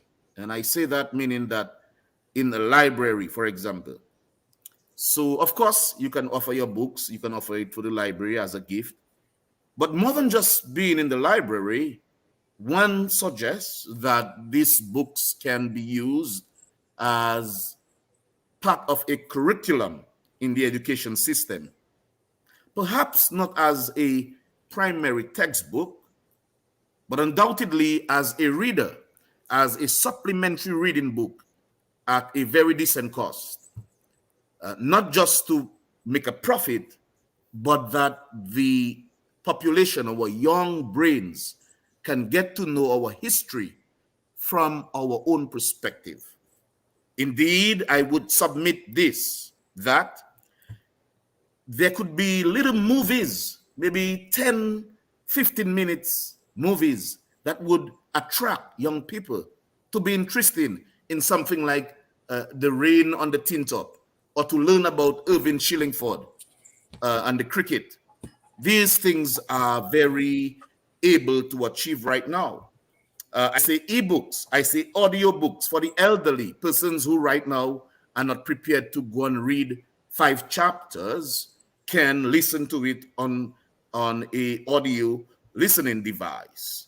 I say, for example, that we can have sessions where there can be book clubs, and there's a group of people that can read and share on those same things. And so I think, quite frankly, that these are some of the things that we can look into. The other thing I would say in a very complimentary way as well is we have an organization which is NITCLIF, which is Nature Island Dominica Civil Liberties Foundation. And I was thinking, Gabriel and Irvin, how can we collaborate with Casse Press and so forth? And several thoughts come to my mind, and of course, it's just brainstorming. But I said to myself, these sort of programs that we're having tonight, of course, it's a pivotal point of your anniversary. Congratulations again. But moving forward, I see no problem why we cannot have a little discussion, maybe on a different program, teaching about writing tips, how to proofread, how to do this, introduce students to something called Grammarly, that there are programs that can do your proofreading, etc., etc. Obviously, Midcliffe, one of our core values, surrounds democracy, but we also have an environmental aspect. We also have an educational aspect as well. And so I was thinking of ways maybe we can collaborate with Casse Press and see how we can forward all our efforts together. So I will leave this as my introductory remarks. I want to say how thankful I am, how humbled I am, how appreciative I am. And if I forget to tell Lambi and Sherwin blessings and respect, I'm right there with you. Thank you, Mr. Gregoire. Mr. G, can I jump in for one quick second? Yes, by all means. Yes. So we're getting a lot of great feedback on the Facebook Live, and Victorious as God's Plan says, for example, I was about to ask the same question. I'm searching while listening, and I can't find the site for Casse Press. Unfortunately, it's the first time I've heard of Casse Press. And I just also want to add quickly that she says, it's a pleasure to see Mrs. Levy, a wonderful individual. Yep, she deserves all the praises.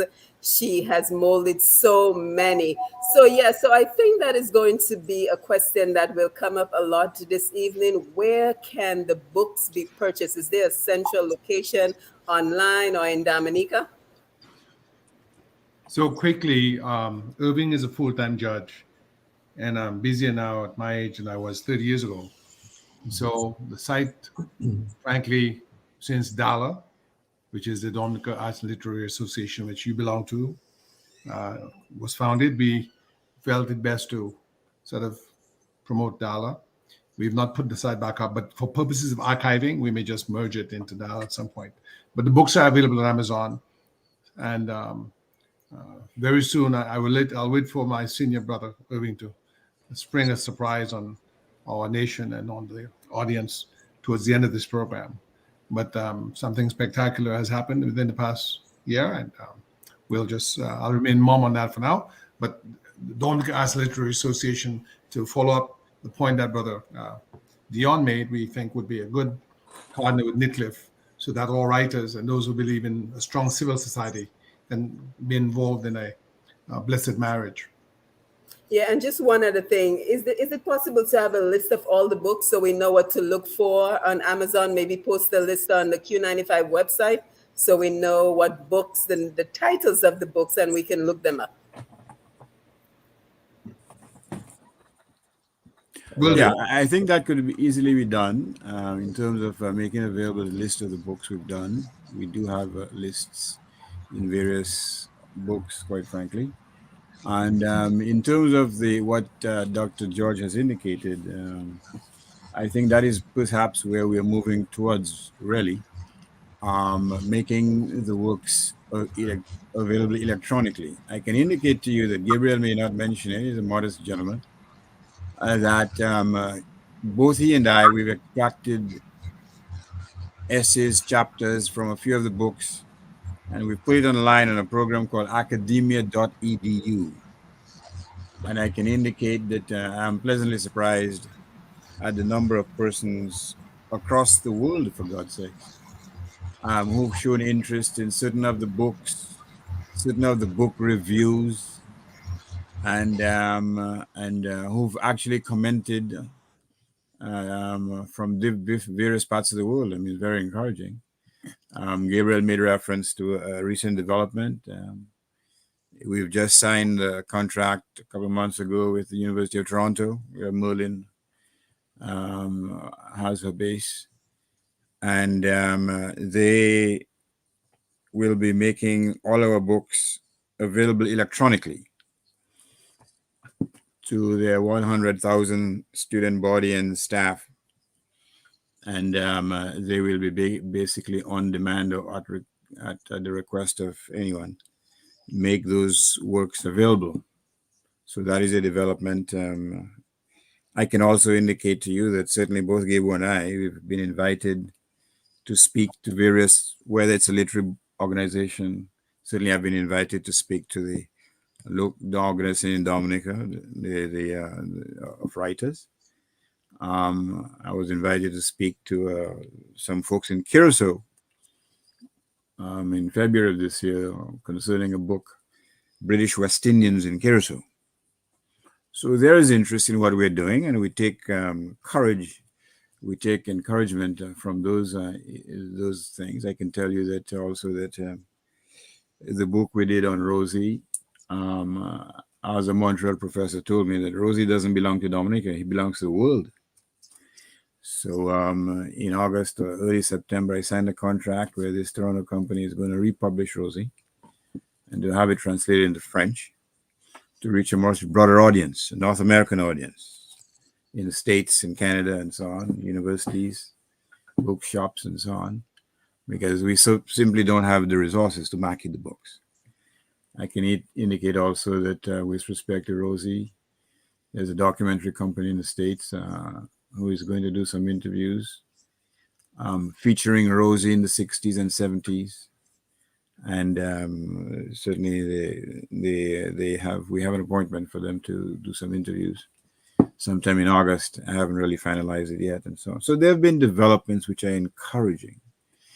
Gabo, again, probably too modest to say that certainly many of his books, including that one we dealt jointly, King and Country, it has been referred to by professors, organizations, military folk, you know. So we take encouragement from these initiatives or these persons or organizations who've shown interest in the books. And speaking of writing, we haven't mentioned it, and I hope Miss Levy doesn't reproach me for that. Her husband is Alfred Levy, one of the first local Dominican principals of the Dominica Grammar School in the early 70s. He's a writer of short stories and poems. In fact, in a Dominican magazine called Dawnlit, Dawnlit, in the early 60s, he was one of the contributors to that magazine, which is one of the precursors to the development of an indigenous literature in Dominica.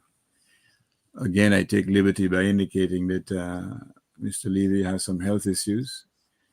So hopefully we can devote a prayer to him and also to Miss Levy, because obviously she has her plate filled, if I may say so.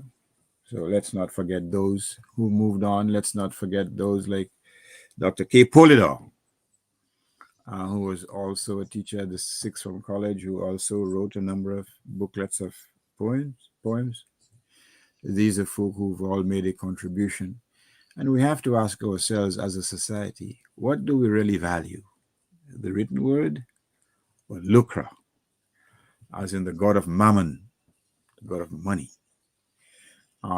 Because persons like Mrs. Levy should not, again, using the analogy of Gray's poem, should not waste their sweetness on the desert air. They should be given their richly deserved accolades before they transition.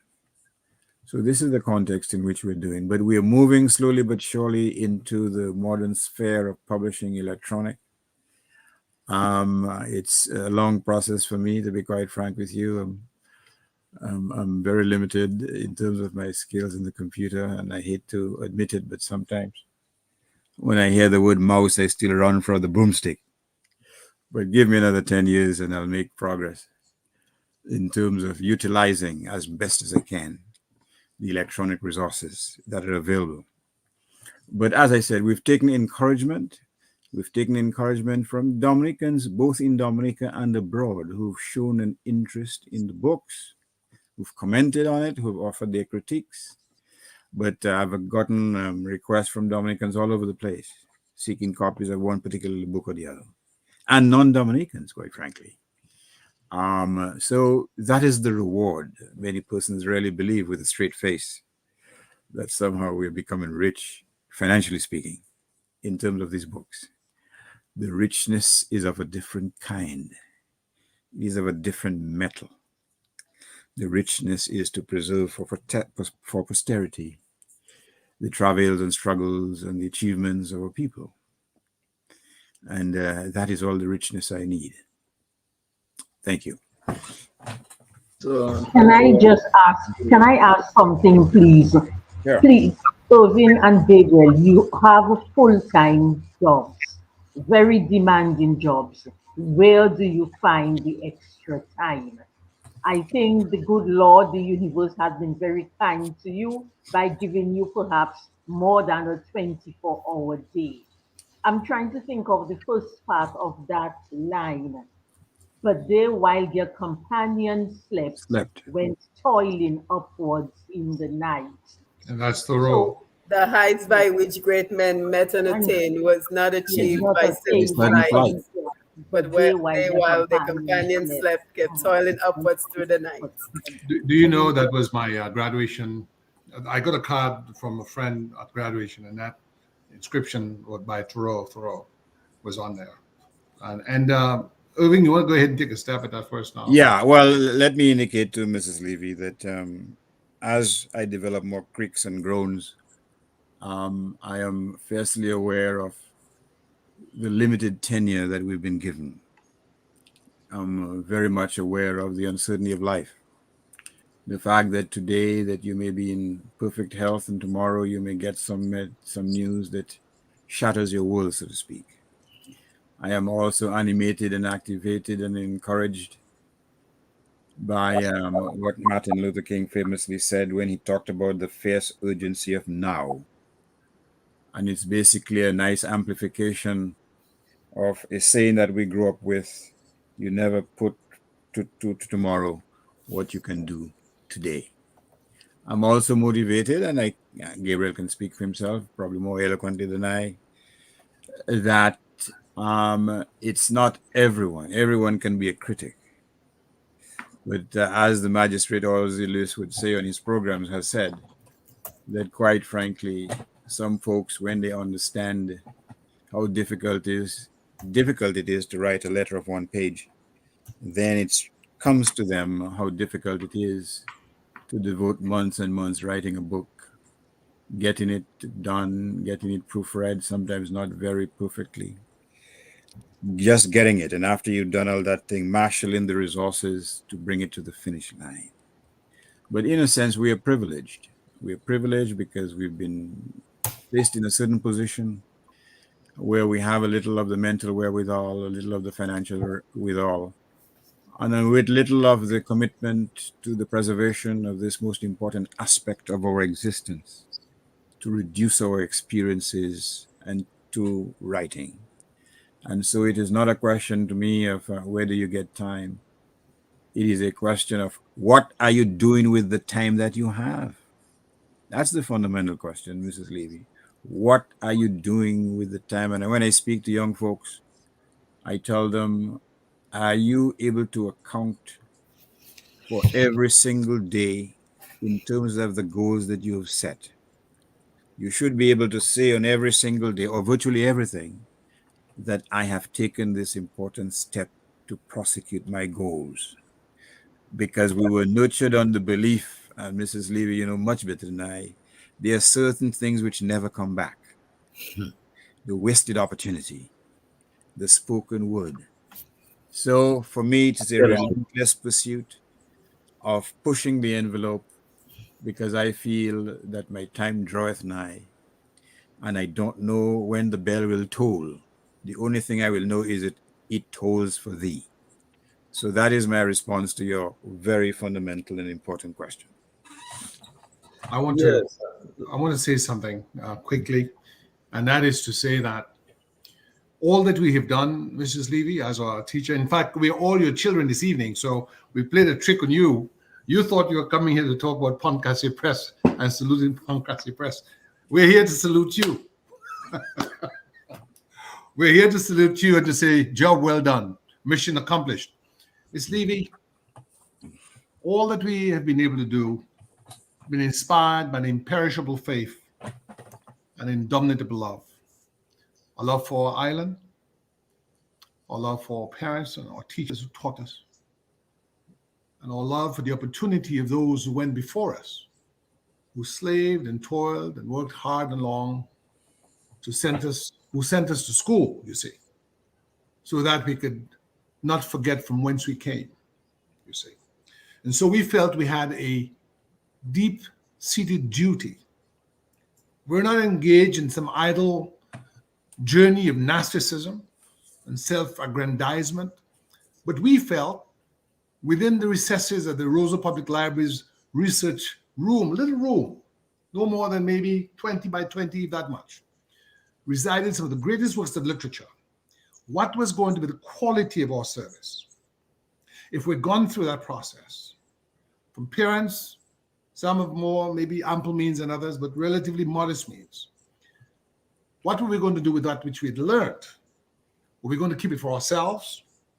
Or were we going to embrace a sense of national duty and commitment to share what we learned with the country of our birth? You see, it's not enough to be in an anti-colonial struggle and to talk about the colonialists and what they did and what they did not do, when we have been, by effort of our parents and our teachers, been able to acquire a modicum of knowledge and then to sit on it as if, like some mother hen, it will lay a chicken or so, chicks will break out of those shells and arise. No, we saw the importance of self-respect, of love of self and of country, to show that we were people who were also worthy and also capable. And I will conclude by saying, if we can consider the amount of resources, the amount of money that's been misspent. Look, I like a good song. I like to chip behind the carnival band. I like the song of the drum. It's in our blood. But we have to also, when we have the carnival on the side, we have what they call in the vernacular the SEWO, to understand the importance of study and learned effort. And writing is at the core of that. The researcher in chemistry, in biology, in physics, in literature, in history, the archivists, none of them can do much if they have not mastered the art of the written word. And all great civilizations reside in superior craftsmanship of the written word, or crafting of the written word. That is what has inspired us with what Irving calls the fierce urgency of now. And Longfellow will say this, or said this in the Psalmist. And if I can just ask Brother G to give me a second. It says, A Psalm of Life. And I ask all those who are within reach of our voices, is by Henry Wadsworth Longfellow. Tell me not in mournful numbers, life is but an empty dream, for the soul is dead that slumbers, and things are not what they seem. Life is real, life is earnest, and the grave is not its goal. Dust thou art, to thus returnest, was not spoken of the soul. And he talks about to be up and doing, and the lives of great men remind us, and all of those things. And so it's by that relentless pursuit of being up and doing for the benefit of our community, our country, and our own self-respect that we've been imbued with that energy of a kind that sometimes seem unbelievable in calmer moments. Thank you. And thank you, Gable. Yes, indeed. Mr. G, if I can just jump in there very quickly. As I say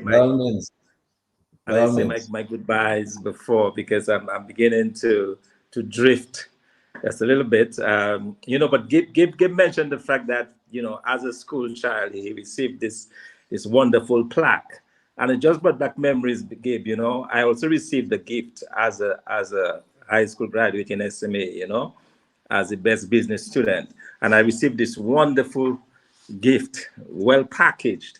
It was a pink bath towel from J.R. Stuyvesant Company Limited. But I'm sure you appreciate it. Well, thankfully, I have 6 sisters, so I was able to give it away. But I remember just some that from from back then, So but yeah, but more seriously, it has been a phenomenal evening. And I must say, I can, I'm just, one of my biggest regrets though is that I never really studied the Shakespeare as it should. But every time I hear somebody quote Shakespeare, like I heard Dr. Matthew just do a couple of minutes ago, I say, boy, I should know these things. It sounds, I mean, just the spoken word, it's so powerful. And we really like to encourage our children, the young generation in Dominica to take to the books, to read. I remember as a kid, I would go to the library to borrow books, and when they were overdue, I would have to go and sell some bottles by ACS to pay the overdue charges. But because I would just so that I would forget I have the books, I would want to read them, to finish them, to take them back. But that service that the library contributed to all of us, and it seems that there is a common theme in those of us who succeeded academically: the love for reading, that desire to want to read, to explore the world beyond our own environment. And we want to encourage the Dominican youth, to spend more time, a little less time on the gadgets, a little less time on TikTok and these other fancy, sites, and just read, read stuff by Dominican authors, read the Shakespeare's, read the Ivanhoe's, read the literature. Just read as much as you can read, if that is the message. And I'm sure that's the message of Casse Press to the Dominican public. Just read. And I hope that, we can, and I hope, as part of Casse Press and just building that legacy, it would be good to have like a book day in Dominica, where we just devote a particular day just for reading, and encourage everybody to grab a book and read a few chapters in that day, make it a national pastime, because I believe that the more people read, the more they become wise. Yes, Thank you. and it helps you to reflect. I mean, somebody, was it Irvin or Gabriel, who quoted from Grace Elegy in the Country Churchyard? That stanza. What is it? The boast of heraldry, the pomp of power, all that beauty or that wealth ere gave, await alike the inevitable hour. The path of glory lead but to the grave. I mean, it does sound pessimistic, yes, but when you think of it, the boast of heraldry, the pomp of power, all that beauty or that wealth ere gave, await alike the inevitable hour. The path of glory leads us to the grave. That, well, it just points to man's inevitable end. It still does not mean that we have to give up, because it was the great poet Alexander Pope who said, his essay on man, hope springs eternal in the human breast. So we still have to hope, we have to continue acting, we have to continue living, we have to continue being grateful. And as Irvin and Gabriel said, using every moment we have, because we really do not know how much time we have. So I want to congratulate them again, because it was their moment, their press, and to really thank them for contributing to the development then of, in a sense, the reading public of literature by making all these books available. Thank you again. Excellent. Now, we made a promise a little earlier on when we started the show. We promised our callers, our listeners, that we would give an opportunity to call. Even at this late hour, we didn't keep our promise earlier, but even at this late hour, Lambi, I'm going to go over to you in a minute. But Mrs. Livia, if you would turn off your mic, maybe that might help Okay. some feedback. But Lambi, I'll be going over to you, and you can give the folks the numbers and take a few calls, because I'm sure there might be still people who are up and who might want to make a contribution. But while you're getting set to do that, let me just read a little WhatsApp from somebody, a gentleman called Daniel Luge, MP for the Rosa North constituency. He says, I'm locked in, wonderful program. I extend respect, love, and admiration for these two giants of integrity, patriotism, and an unquenchable appetite to teach, share, and educate in an unassuming manner. Your humility, your longevity, your love of country is incomparable. I bow in respect to these Dominican heroes. One day soon, we will give you your deserved flowers. And I hope that Dr. Simone, a little bit later on, that you will read maybe one or two comments from the Facebook followers, because I know there's people making some very valuable comments. If you can, maybe you might help us with that. But Lambi, I want to go over to you. Gentlemen, let's indulge our callers for 1 second. If you have some calls, Lambi, let's take them now. The numbers are 449-3095, 449-3096, 449-3097, 616-4257, 305-432-9624. Let me run those numbers one more time. 449-3095, 9697, 616-4257, 305-432-9624. I'm standing by for your calls. Back to you. So, yeah, so Mr. G, while can I you're take some comments in the meantime? Yes, you can. Okay, good. So we have Andy Washington, rich intellectual discuss. We need this as a permanent and ongoing feature of our public engagement. Sam Christian, you all are indeed leaving huge footprints in the sands of time. Andy Washington asked question principally directed to Mr. G, Irwin, and Gabriel. Do you see these discussions as the beginnings of an academic tradition in Dominica? Penny Shirley, Mr. Christian could not come out with his mother and father because you get okay, I'm not sure what you're saying, so let's move on. Dr. Sam Christian is here. The academic tradition has always been alive and well. That tradition consistently burns in the hearts of the panelists and in the hearts of all participating in this exercise. It is us that for certain periods, such as this current one, the distractions to progress cloud the brilliance of our author's work. Carl Kofi James, great to see you. Omar Monell, great to see you. Marshall Lawrence, greetings, good evening all. Dr. Gabriel, some importance can be given to African literature in the world of academics, be it translated if need be. So some great comments coming in. Let's just take a couple more. Tina Bell, good to see you as always on the program.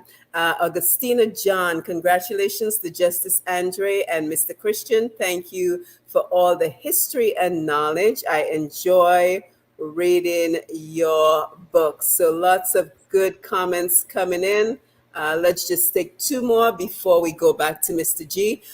Didi Esther, we need a government with vision and panache for education to introduce this body of work from these illustrious sons of the soil to our school curriculum and recognize our esteemed scholars for their tremendous contributions to the development of Dominica. And just one more before we go back. Valda Gabriel, I am an avid reader and have never heard about Casse Press.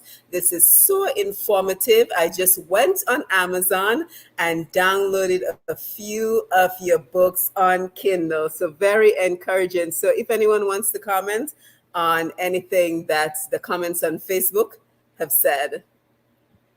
Well, yes, of course. I mean, Dr. Charles, I know that you had a few other things that you might want to say, because we come into the closing moments of the show. I mean, and Dr. Thompson Fontaine had to leave us because, you know, in his neck of the woods, it's probably like 6 o'clock, 7 o'clock in the morning. He has to go to work maybe by 8 o'clock this morning. And then, of course, I have to apologize for Dr. Kimon Joseph. She really wanted to be here with us tonight. She is in charge of the EWI Open Campus in Dominica, but she could not make it. And she sent me a WhatsApp saying she was so sorry that she could not make it. She had deep regrets over that. But then, Dr. Charles, I don't know whether you want to make some final remarks as we wind down. Sure. I just wanted to, again, of course, congratulate Dr. Andre and Dr. Christian for bringing us this wonderful gem, right, that we can call our own, and to have it, to pass on this torch, right, that generations of Dominicans can hold on to, and then pass on to other generations. So again, I must say that it's been a wonderful experience just being here and listening to all these wonderful, and that's what these publications are all about: words, but words that have very strong meaning, words that have roots, and especially in a country like Dominica, that we consider the nature island of the Caribbean, right?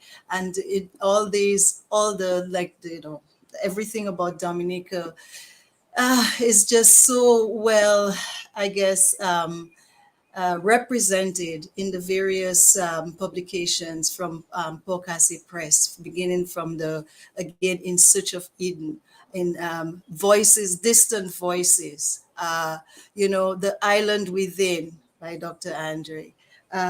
In fact, as Dr. George indicated, I have like a substantial collection of the books from Casse Press, and I guess I'm fortunate in the sense that I know Dr. Andre quite well, and so I've always informed of when the new publications are coming out. And I really truly wanted to talk about, like, every time a new publication comes out, it just gets increasingly better. I remember when I heard about the publication, the book Ruzi, Fearless Fighter for Freedom. During the pandemic, I had to drive to get my copy of it wherever I could find it. And actually, it's a pretty thick book. And at first I'm like, ooh, like, how quickly can I get through it? And then it was unput downable, if that's, from the time I started reading, I couldn't close the book, right? And there's so much, I had heard little bits and pieces about the life of and the legacy of Ruzi before, his involvement in the fire in Montreal and little things like that, his untimely death. But this biography was so inspiring. And in fact, when I talk about connectedness, the connection that I could make to his work, and especially in the chapter entitled "The Red," right? The what was it? About his interactions and his involvement with the Indigenous people of Canada. I was like totally blown away by that. That aspect of his life and his work, which is, not only as an activist, but a real humanitarian, someone who fought not just for Dominicans, but also for, human beings everywhere that are oppressed. And again, I think even Canada, again, being in the diaspora, could learn so much from our Casse book books, because here you have the narratives of peoples that have come before us and have made such a great contribution to the Afro-Caribbean experience, as well as the Kalinago and the indigenous peoples.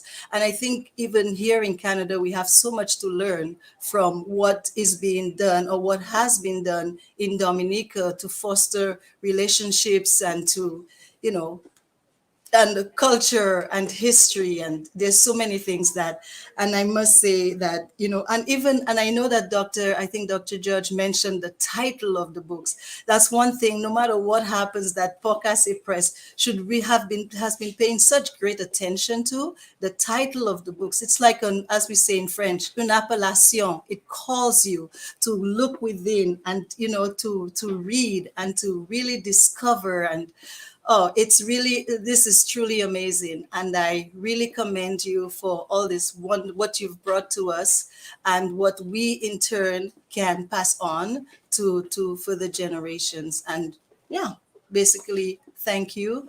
Merci beaucoup. I just have to put in a little French. And I must say that, yeah, I am really honored to have been part of this discussion tonight. And again, we will tie it back to, as we say, you don't know where you're going unless you know where you've been, right? And this is what I think Pokasi Press has inspired in us, and that's a catalyst for future, development of ourselves, of our people, and to keep to keep it going and keep the faith and all the wonderful things that you've been doing. Alors, encore un gros merci. Merci beaucoup. Thank you, Dr. Nalin Charles. Appreciate the kind words there, and it just tells you something about the tremendous talent that we have all over the world. Dominica, I mean, forget about it, we just have 60, 70,000 people. No, we have probably got 250,000 people in all. They're all over the place, and some of them are very illustrious people, accomplish a great deal. We need to pull those resources together. Look at what Dominica could be if we harness all those resources and we can work together with one voice, represent Dominica in the space out there. You see everything through the eyes of Dominica. But I just wanted to go over quickly to Dr. Simone Matthew to give your closing remarks. Yes, thank you, Mr. G. Again, it was an honor being here. Again, congratulations to Casse Press. And I would encourage Gabriel and Dr. Andre to check out the comments on Facebook, because there's some wonderful suggestions and comments that you will certainly want to look at. Carol Josie, for example, says, wonderful program. What a pleasure listening to our educators. Dr. Sam Christian says, Dominican writers must translate some of their work into a kind of TED Talk format. This will help channel readers into the written word. So I want to thank the Facebook audience for all their great suggestions. Shari Bryan says, Tin on a Roof and Death by Fire, my favorites straight out of Casse Press. So again, we want to thank everyone who joined us this evening. Congratulations to Casse Press. And with regards to the comment Dr. Fontaine made earlier about our children need to do more reading, what I would like to say on that very quickly is sometimes, we have to take a look at ourselves. Because many times we say to our children, you need to read more, but our children live what they learn and they learn what they live. So if we as their parents are not reading, but we're saying to them, you go read it, what do you think is going to happen? So we have to be the example, the same way Dr. Charles enjoyed reading from Mrs. Dorothy Levy's example. And I learned to enjoy reading from watching my mother read. So my mother was an incredibly hardworking woman. She still is. But on Sunday, she would always devote time to reading. And from her example, not only did I learn to enjoy reading, but I also learned to enjoy learning. So I think many times when we make these observations about our young people, we have to look at ourselves and say to ourselves, well, am I setting the example of what I want my child to be? So am I setting the example of wanting my child to be a reader by myself doing a lot of reading? So I just wanted to end with that. But again, congratulations to Casse Press. I look forward to being a part of the next 20, 30, 40 years of Casse Press. And let's see where we can go with this thing. So again, good night to everyone. And it was great being a part of this panel. And thank you so much, Dr. Simone Matthew. Before I go over to Dr. George, I have a quick audio clip there from Dr. Sam Christian that he was trying to get through. He didn't. But I'm going to see if I can just run it off my phone there, right into my mic. Let's see if you'll hear it. Let's try that. Thank you, Mr. G, for this wonderful program. I just would like to add my voice, Dr. Sam here, Gabe's brother, to the kudos for Casse Press by being head and shoulders above the rest.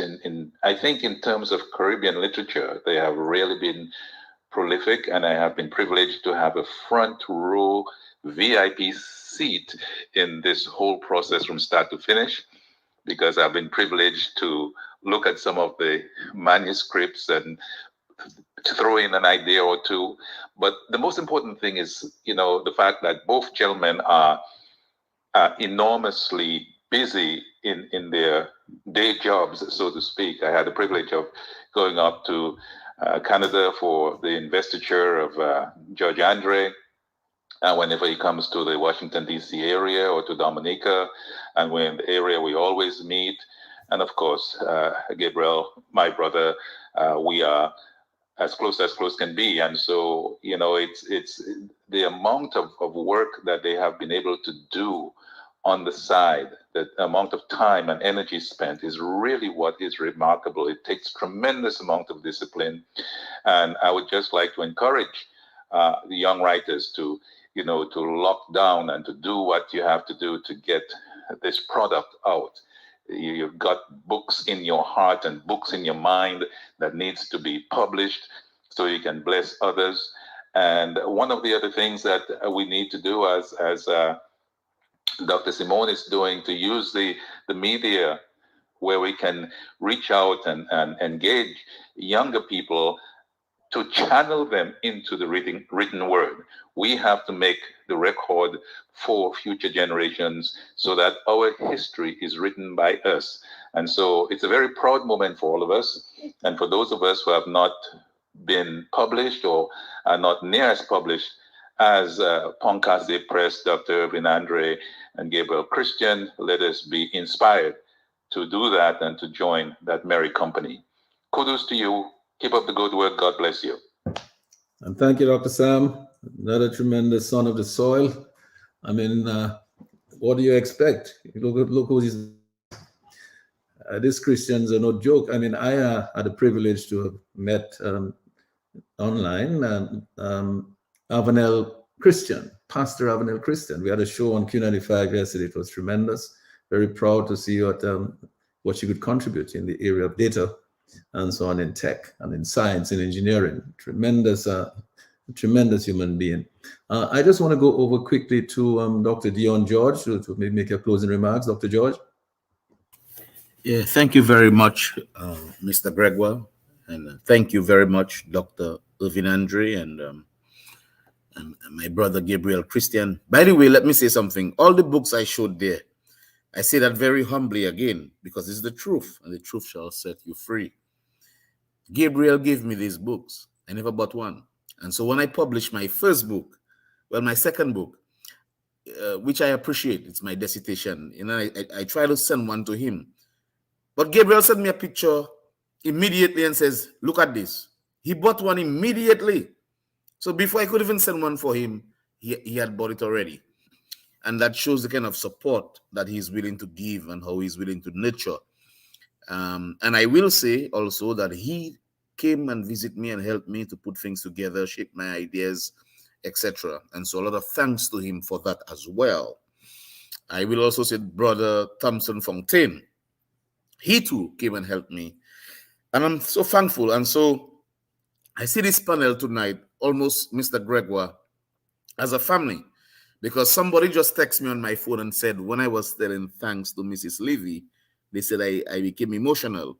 But of course, maybe I did, because I was 17 years old from Salisbury, applying to the convent high school where there were other women who graduated from convent, who I saw them waiting for their interview. And then Mrs. Levy told me, Mr. George, I couldn't believe it. But it speaks about the impartiality and the objectivity and who she is. And so, ma'am, I'm so thankful that God can give me an opportunity to say thanks to you, right? So on this closing note, I just want to say thanks to my brothers, my friends, people I consider family, for the work that they have done. I really hope that this sort of work can continue, that sort of work can create some sort of underpinning that would encourage younger persons to follow suit. And according to my brother Gabriel, of course, we have the CO, the party, and so forth. But we still have to read.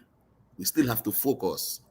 Mr. Gregoire, I tell you, I get up in the morning, I drink my coffee, which my father taught me. But I read. Of course, once in a blue, I can go out, which I hardly get a chance to do now. But the focus has to be, what are your objectives?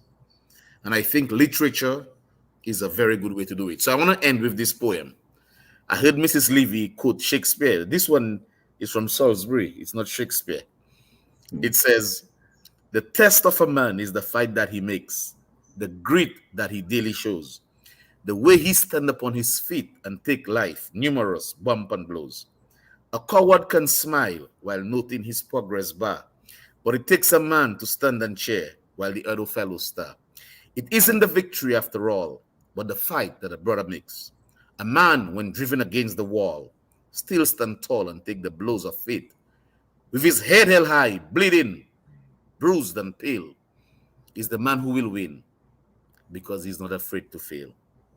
And with that being said, good night, gentlemen. God bless all of you.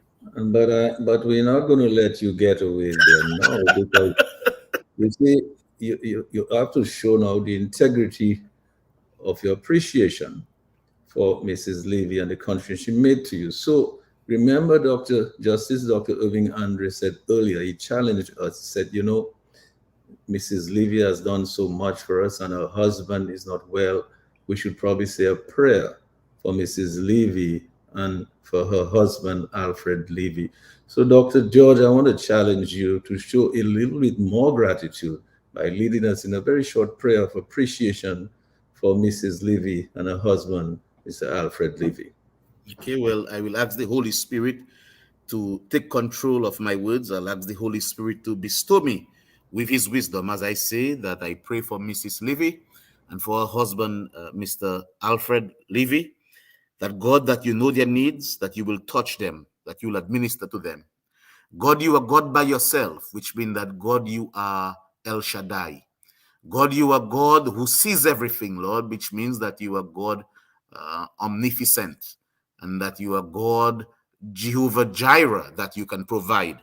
Lord, tonight we ask that, Lord, whatever is the need of Mrs. Levy and Mr. Levy, that you will reach them, you will touch them, especially for the work that they have done for Dominica and for the people tonight, that we appreciate it. But Lord, you know their deepest need.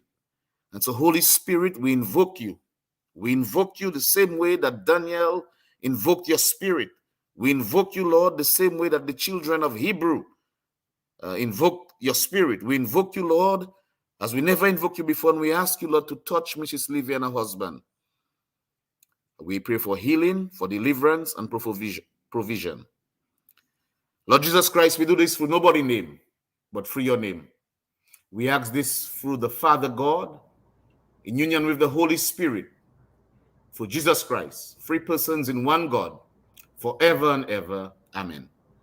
And amen. And thank you so much, Brother Dion George. And Mrs. Levy, as I go to you for your closing remarks, I hope you will also convey our appreciation and our greetings to Mr. Alfred Levy. Let me go over to you now to make your closing remarks. Okay, thank you so very much. I feel touched by everything that has transpired here this evening. I want to again state my appreciation for all what has been done, but we really are here. I want to go back to the fact that we want to congratulate Irvin and Gabriel on their tremendous work, their tremendous energy. The energy seems really unbounded, boundless. I don't know how many hours they have in a day, but they really are an inspiration to the rest of us. They are using their time wisely.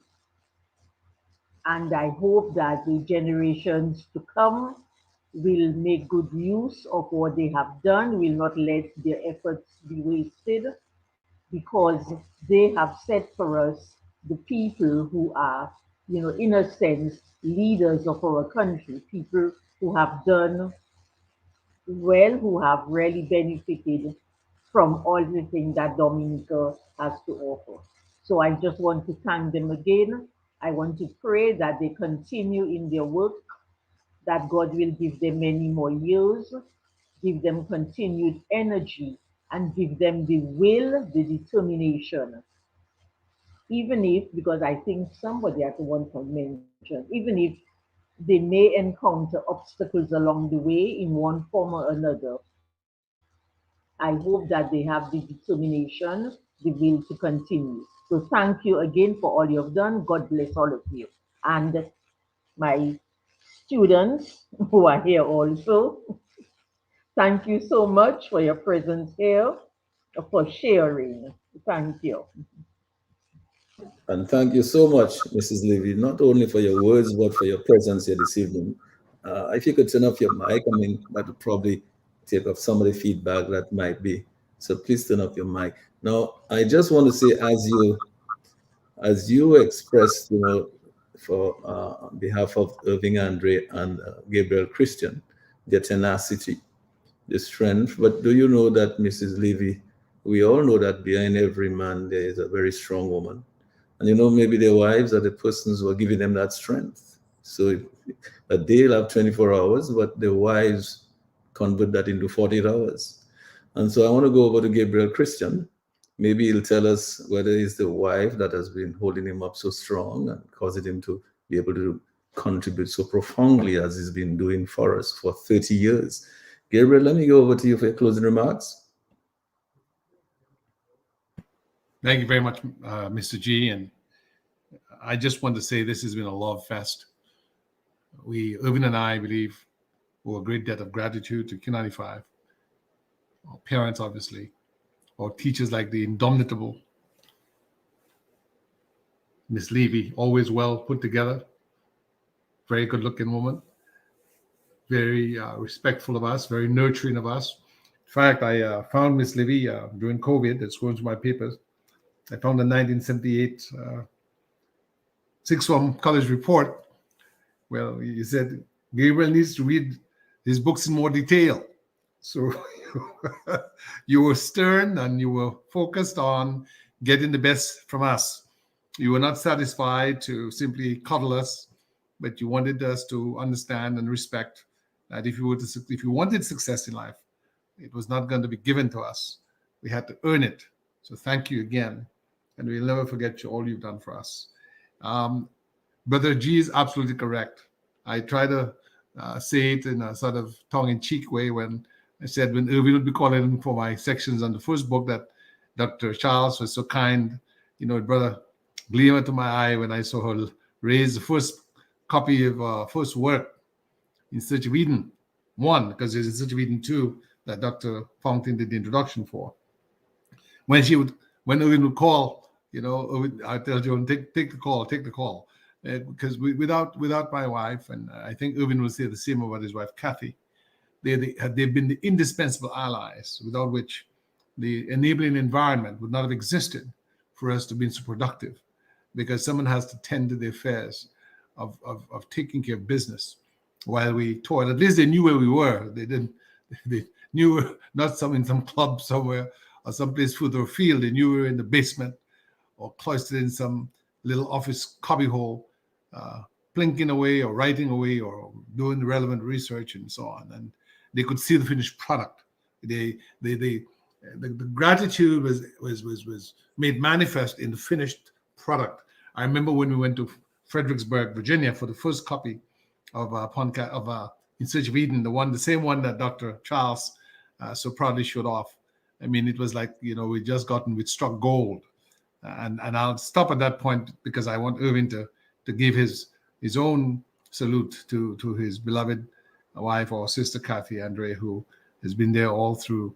But my wife Joan certainly has, she and the children, once they got to high school and so on, they pitched in. It's been a family affair to review and so on, to catch little things and make suggestions, as Brother Sam said, and Brother Sam and Sister Esther and the kids, Samora McCona, they've all written, they've all participated. And I remember one year when we came back home at the public library to donate books to the library where we had studied as children, Ma Levy was there with us as well.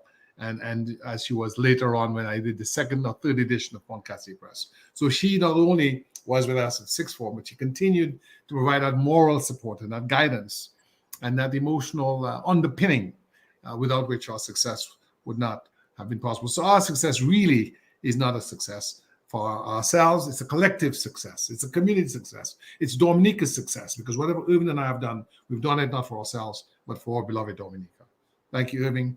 Thank you, George. Thank you, Brother George. Thank you, Sister Charles and Malivi and Matthew and Brother Thompson. Of course, Mr. G and Brother Lambie at Master Control. And thank you so much, Gabriel, not just for those words, but for all you've done over the past 30 years and you continue to do. But let me say for a fact, I know that Irvin cannot cook. So all the hours he's spending reading and writing, and somebody has to feed him. And so he had to rely on Kathy.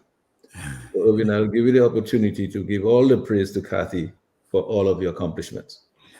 No man is an island, quite frankly. In terms of my prowess in the kitchen, I still hold the distinction of probably being the only cook who can make Johnny cakes without using flour. Oh. So I don't take a backseat to anyone. But you're absolutely correct.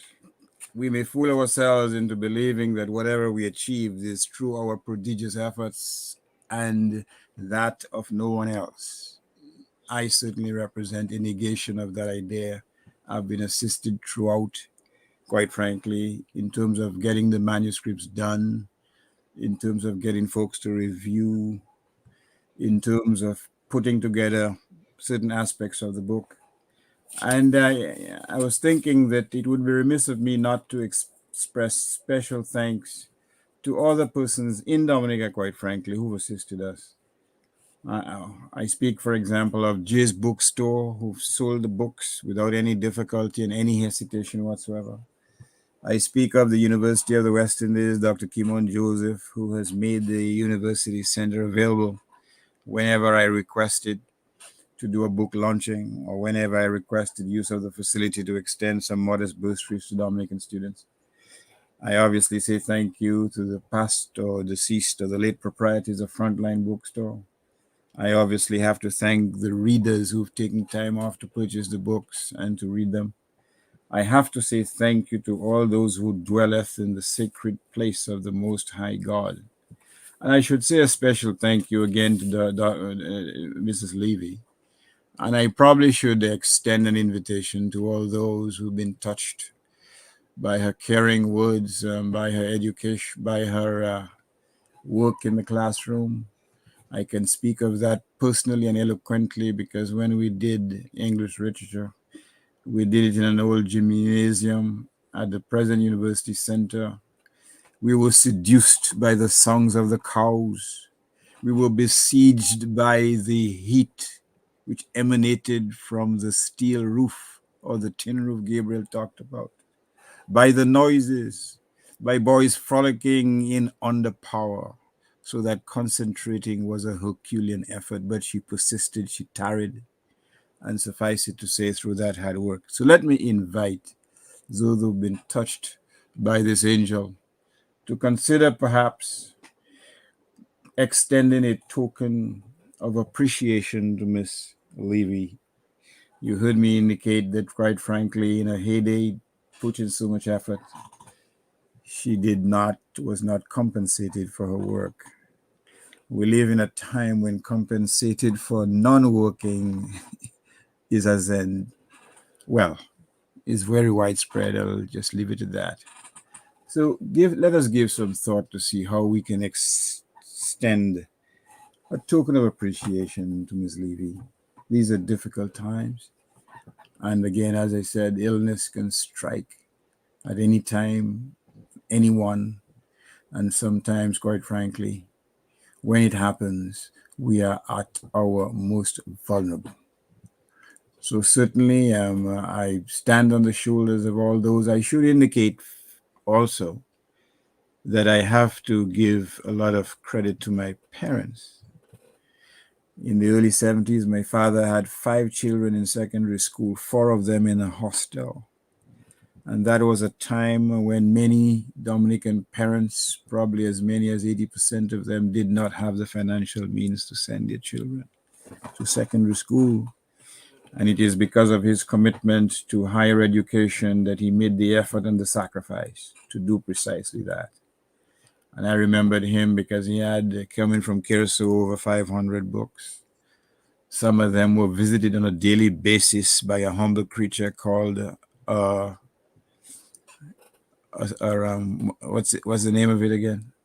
Anyway, I wouldn't go through the details, but it is through exposure to the efforts to read that I developed a similar interest in reading, irrespective, as I said, of the creatures that ate the pages of the books consistently and inexorably. So I am no island. Whatever achievements I've done, I have enjoyed it is because of the prodigious efforts of parents, family, teachers, colleagues such as Gabriel Christian, and the realization that if not you, then who? So, in summary and in conclusion, Mr. G, I thank you for hosting this event. Very kind of you, sir. I thank your reasoners for staying up and listening to us. And I thank all those who dream of making a contribution, but who just need a little helping hand, a little encouragement.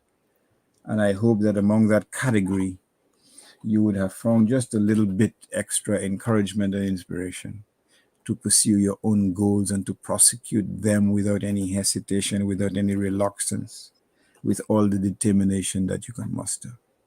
But as we do, let us think of those who didn't have the opportunities that we have today.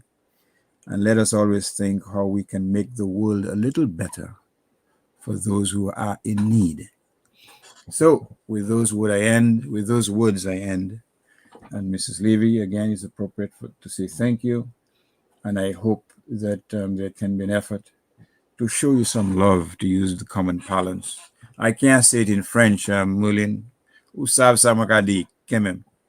So with those words, I say thank you and good evening. And thank you so much, Dr. Irving, Andrew, and Gabriel Christian, for all you've done and that you continue to do. I agree with you 100% that those of us who can, let's make a little effort and we'll try to initiate something to put a token together for Mrs. Levy and for Mr. Levy. I think it's a fantastic idea and it's some way of giving back. And I think we should all just jump on board and try to make it happen in whatever way we can. I think that will be a good token, a good thing to come out of this evening. Yes. Yes, Dr. George, yes. No, I just said yes, sorry. It just came out of my spirit, yes. Right. And thank you for the prayer for Mrs. Levy and for Mr. Levy. You know, our hearts go out to them always. I want to thank all of the folks who's been with us on Facebook and on YouTube. Many people are viewing us on YouTube as well.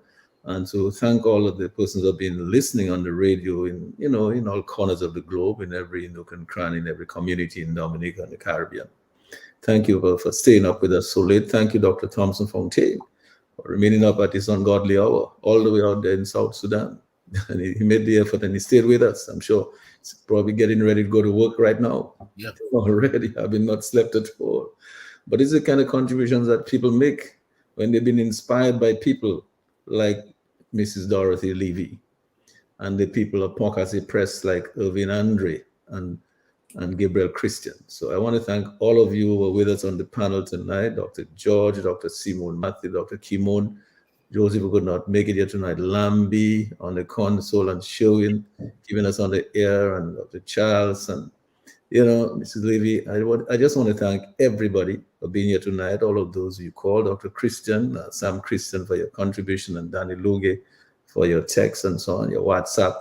Appreciate it, everybody. And I just want to say to all my colleagues here tonight, thank you so much for being here, for all what you're doing, and to say a very pleasant good night to each and every one of you.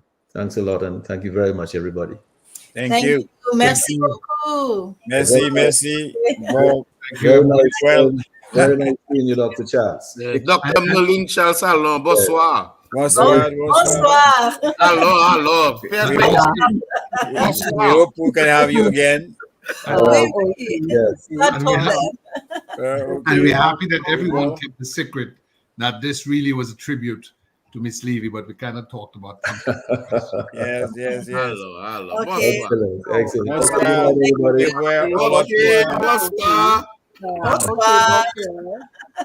Dr. Charles, est-ce que tu enseignes en français? Oui. J'enseigne le français ici pendant plusieurs années maintenant. Oui. Oui, au collège et à l'université. Oh bon, ok. Oui, Ben, merci. Alors, peut-être on pourra avoir une ok. conversation en français bientôt. Toi Oui, et oui, moi. oui. Yeah. Ah, j'aime la langue et je Ok. profite toujours de l'occasion pour parler le français. Oh Donc, là là, à parler tout tu vite. parles très bien d'ailleurs. Donc, à parler tout vite. Ok. Non, je vais ralentir lentement pour vous. Ok, Okay, folks. Yeah, Good thank night. you. Gordon, Merci. Gabriel, Mrs. Bye. Groovy, good night. Minister Bye, Okay. Irving. of We will Class. see. We will talk. Yeah, Yeah. take care. We'll talk All right. again. See Take you. care. All right, good. Okay. Bless you Au all. revoir. Right. Ok, au revoir. Thank you, everybody. Ok.